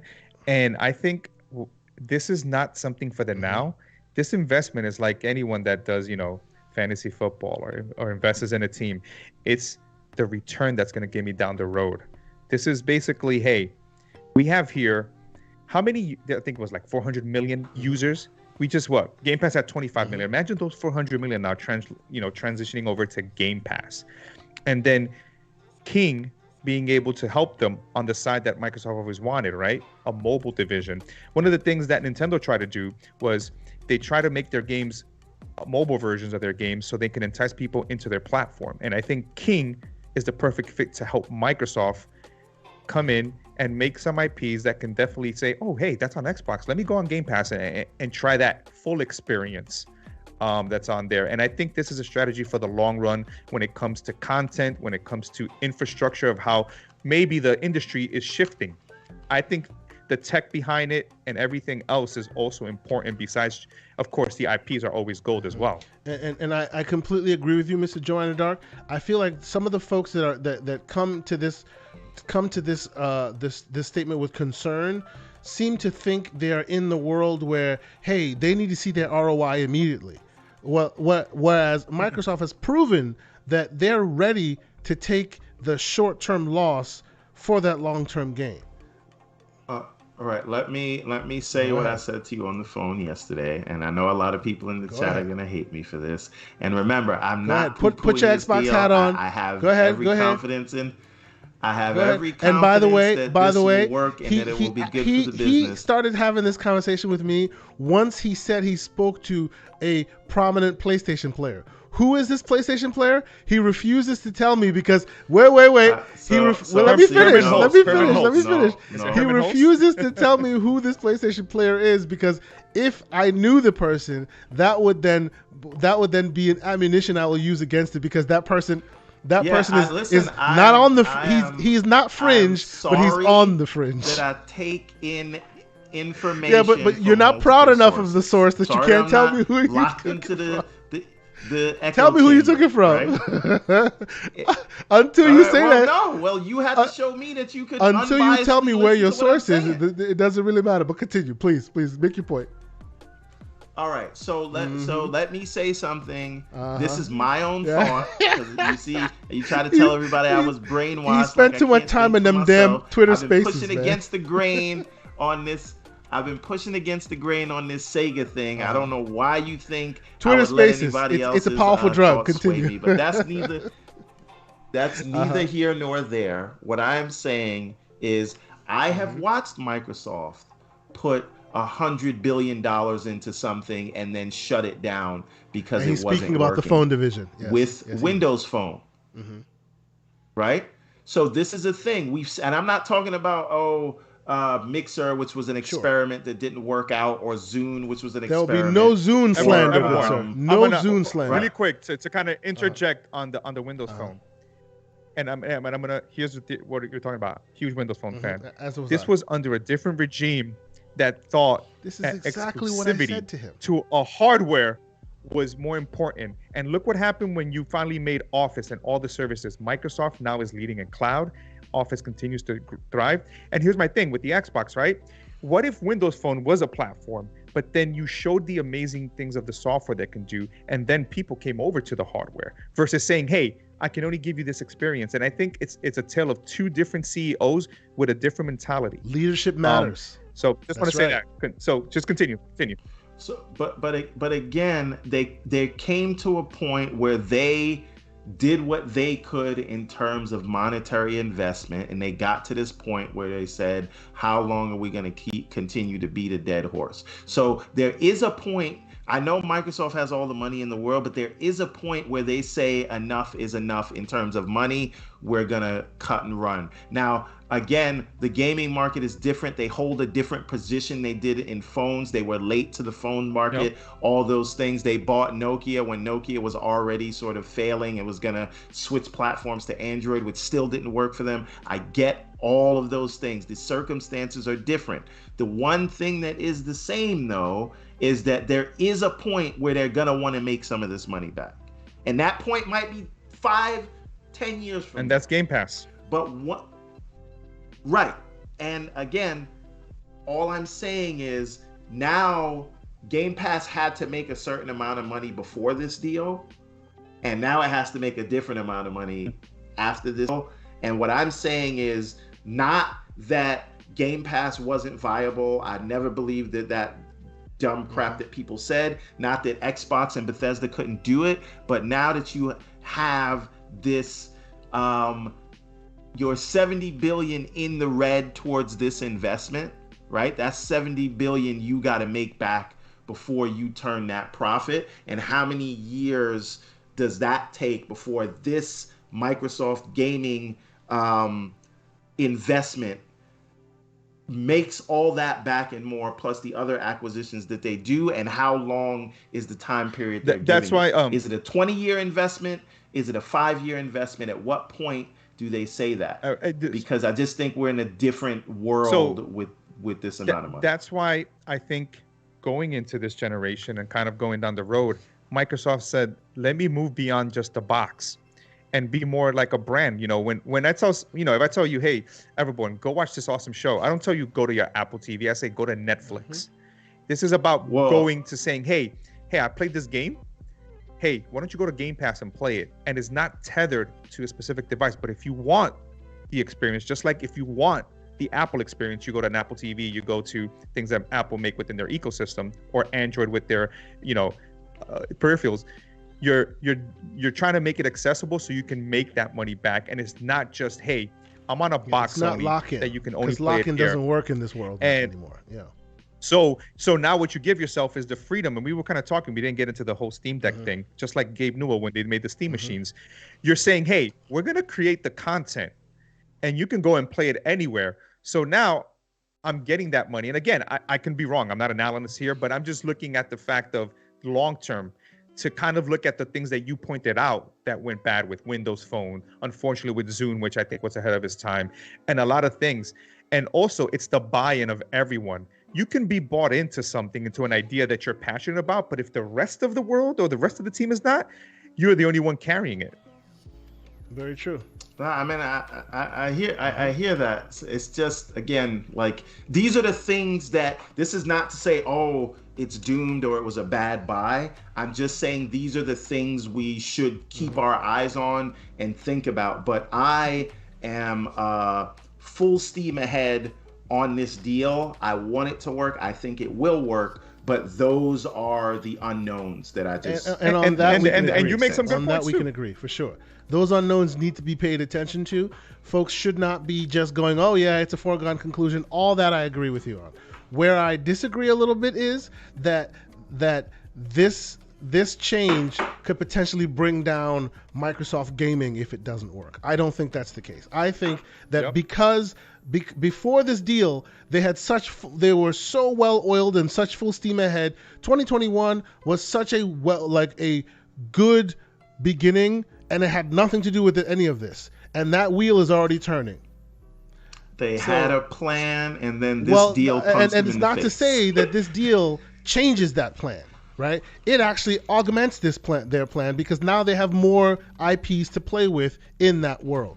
If those IPs are not there, or if Activision-Blizzard turns sour, doesn't mean that Xbox can get sour because of it. So go ahead, Mr. Joanna Dark. So one of the things that I wanted to say that I know we were talking about Activision and everything, and the way I've been looking at the conversations between, you know, people been bringing up between Sony and Microsoft. Sony already had the established IPs that they made. They put everything into the PlayStation era to make sure that those IPs were there. They had some of the studios making them.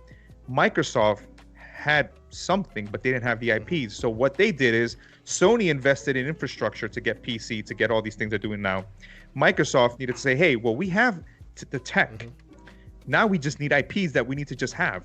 And what they're doing is now building the IP to kind of, hopefully, like we've been discussing, get to what we're talking about, making their money back as they're trying to grow their service and their platform. No, I agree because, with that. You know, that's true. It will be an interesting, it'll be an interesting 2 to 3 years to see where this all lands. Because I honestly, you know, although I give Everborn crap about it, those are very valid concerns. They're very valid concerns because they are, and especially now that we hear that people like Phil Spencer and them are there's more talk of retirement and all of that. All of the consolidation talk, all of the evil Microsoft memes and all of that comes back. I'm not worried about hear me at though. This point all that comes back if you get a Donnie back in the spot. Like if all of a sudden we don't want exactly. Hey, by the way, you see how I get real logical and still we start talking about shut Sega your mouth. Let's keep it moving. See, that's where I think the concern is valid. It's, as you said very aptly, Mr. Joanna Dark, leadership matters. It really does. It's the people that change the equation, not just the structure.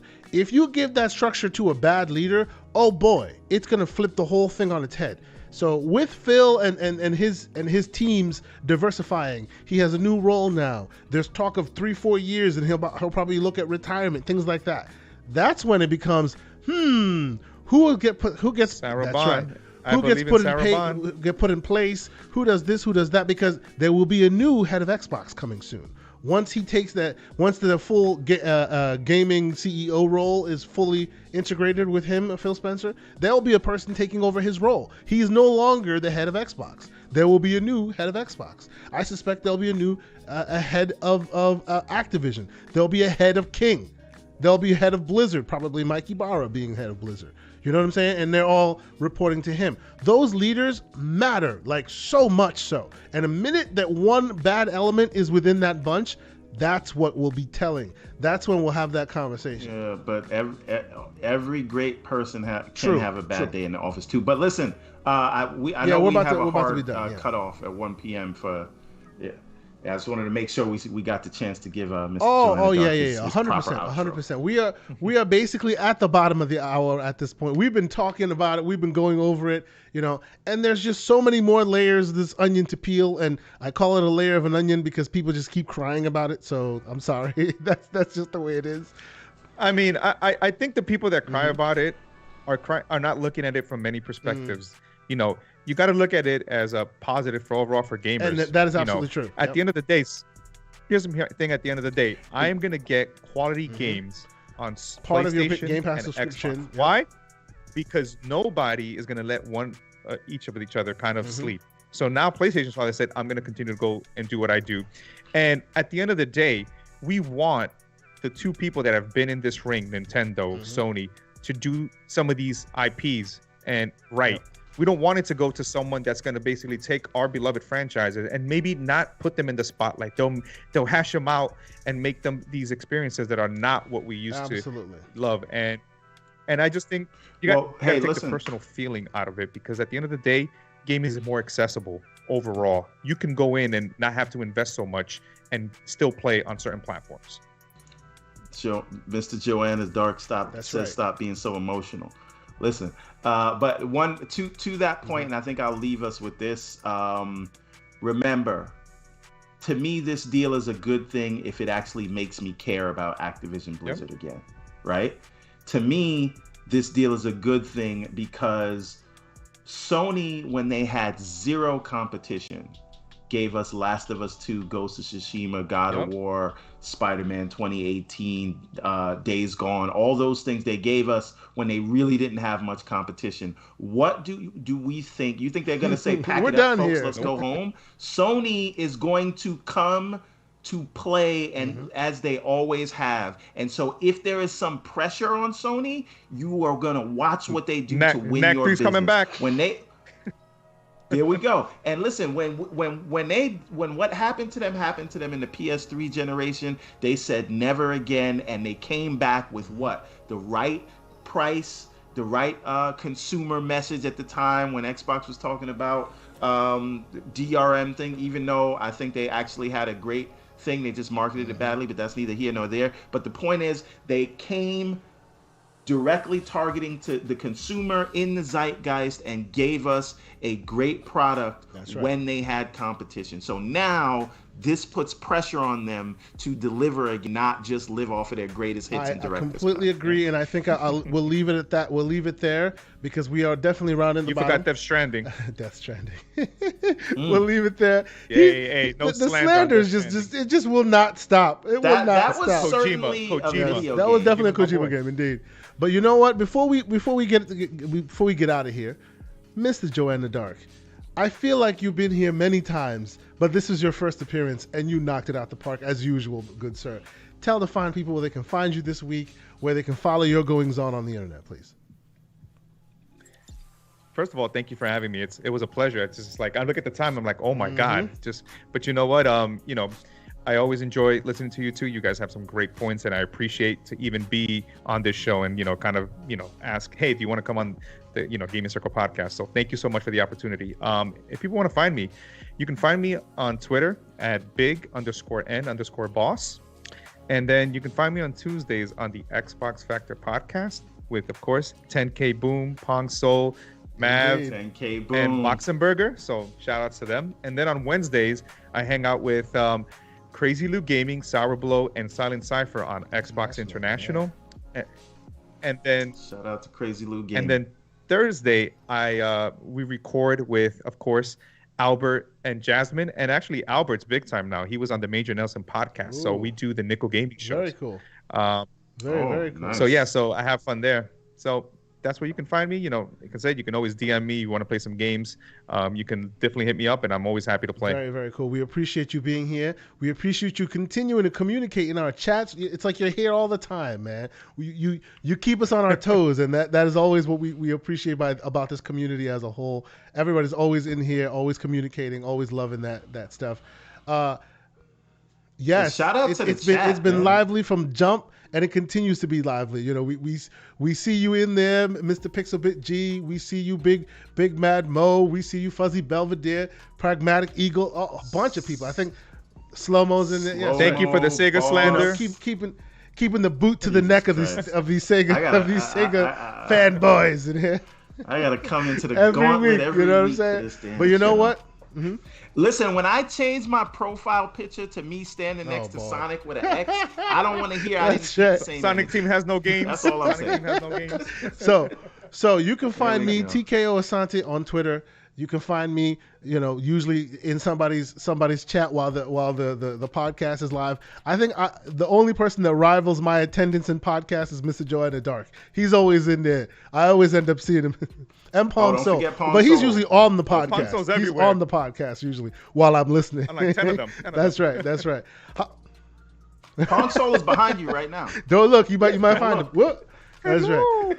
Mr. Everborn Saga, where can the fine people find you this week, and where can they find you and communicate with you online? I am Everborn Saga everywhere. That is TikTok, Instagram, Facebook, Twitter, where I'm mostly active. Xbox, PlayStation, Steam. Meta Quest. What about Ouya? We didn't get to talk about that. Would you stop with the Ouya slander? I'm not there.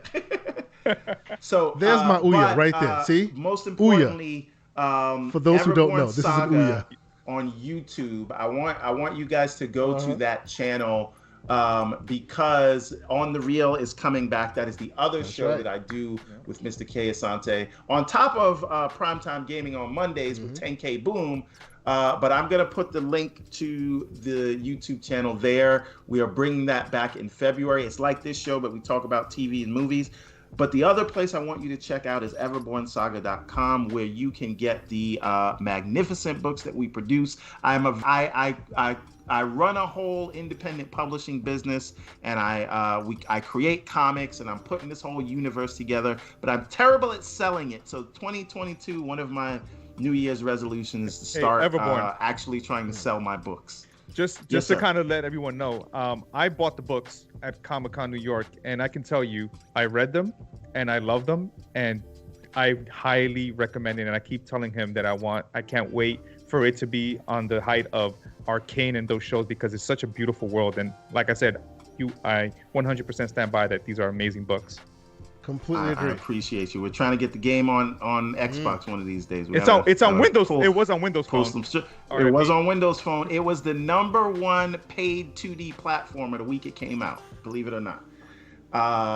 But again, go to everbornsaga.com. You can see the books that we released. We just had the Kickstarter for the Redlands, which is, we are almost done lettering it, so everyone will get their rewards sometime in February. And then we have a new book coming out called The Remnant, and that's the 4th and final series. I know we all got to get out of here, but check out everbornsaga.com and check out the Everborn Saga channel where we can get this thing. But thank you very much. I appreciate everyone who has been supporting this journey so far. And we're on the Everborn Saga channel. We're going to do some creator-driven content that is, if you want to make a comic book, you always have that idea kicking around in your head, or you want to write a novel or anything like that, where I can show you all the tricks of the trade that I have learned, and about storytelling and publishing and all those other things. So that is the plan for 2022 for the channel.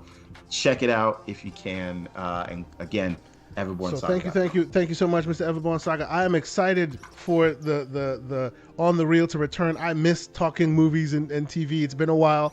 There's a lot of movies and TV to talk about. So I for one, I'm excited for that show to return. And of course, you'll be hearing us promote that and speak about that as the time draws near. Once again, we appreciate all you folks that watch this show live, that watch it after the fact. Our last show hit astronomical numbers for this small channel. And it only cost $70 billion. It only cost us $70 billion. We really appreciate you. For the audio listeners, we appreciate you. The audio numbers are climbing exponentially. Thank you so much. If you happen to use your podcasting services of your choice, whether it be the Apple Podcast, the Google Podcasts, the Spotify, they all have review systems. Please consider leaving us a review. If you leave us a nice glowing review, I will make sure to read it on the show and give you your shout out as you deserve. We thank you guys so much for the continued support, and Mr. Joanna Dark and Everborn Saga for rocking out with me for as long as they have rocked out with me. This has been, once again, another barn burner of an episode. Thank you guys so much. Until next week, hope the news gods are kind.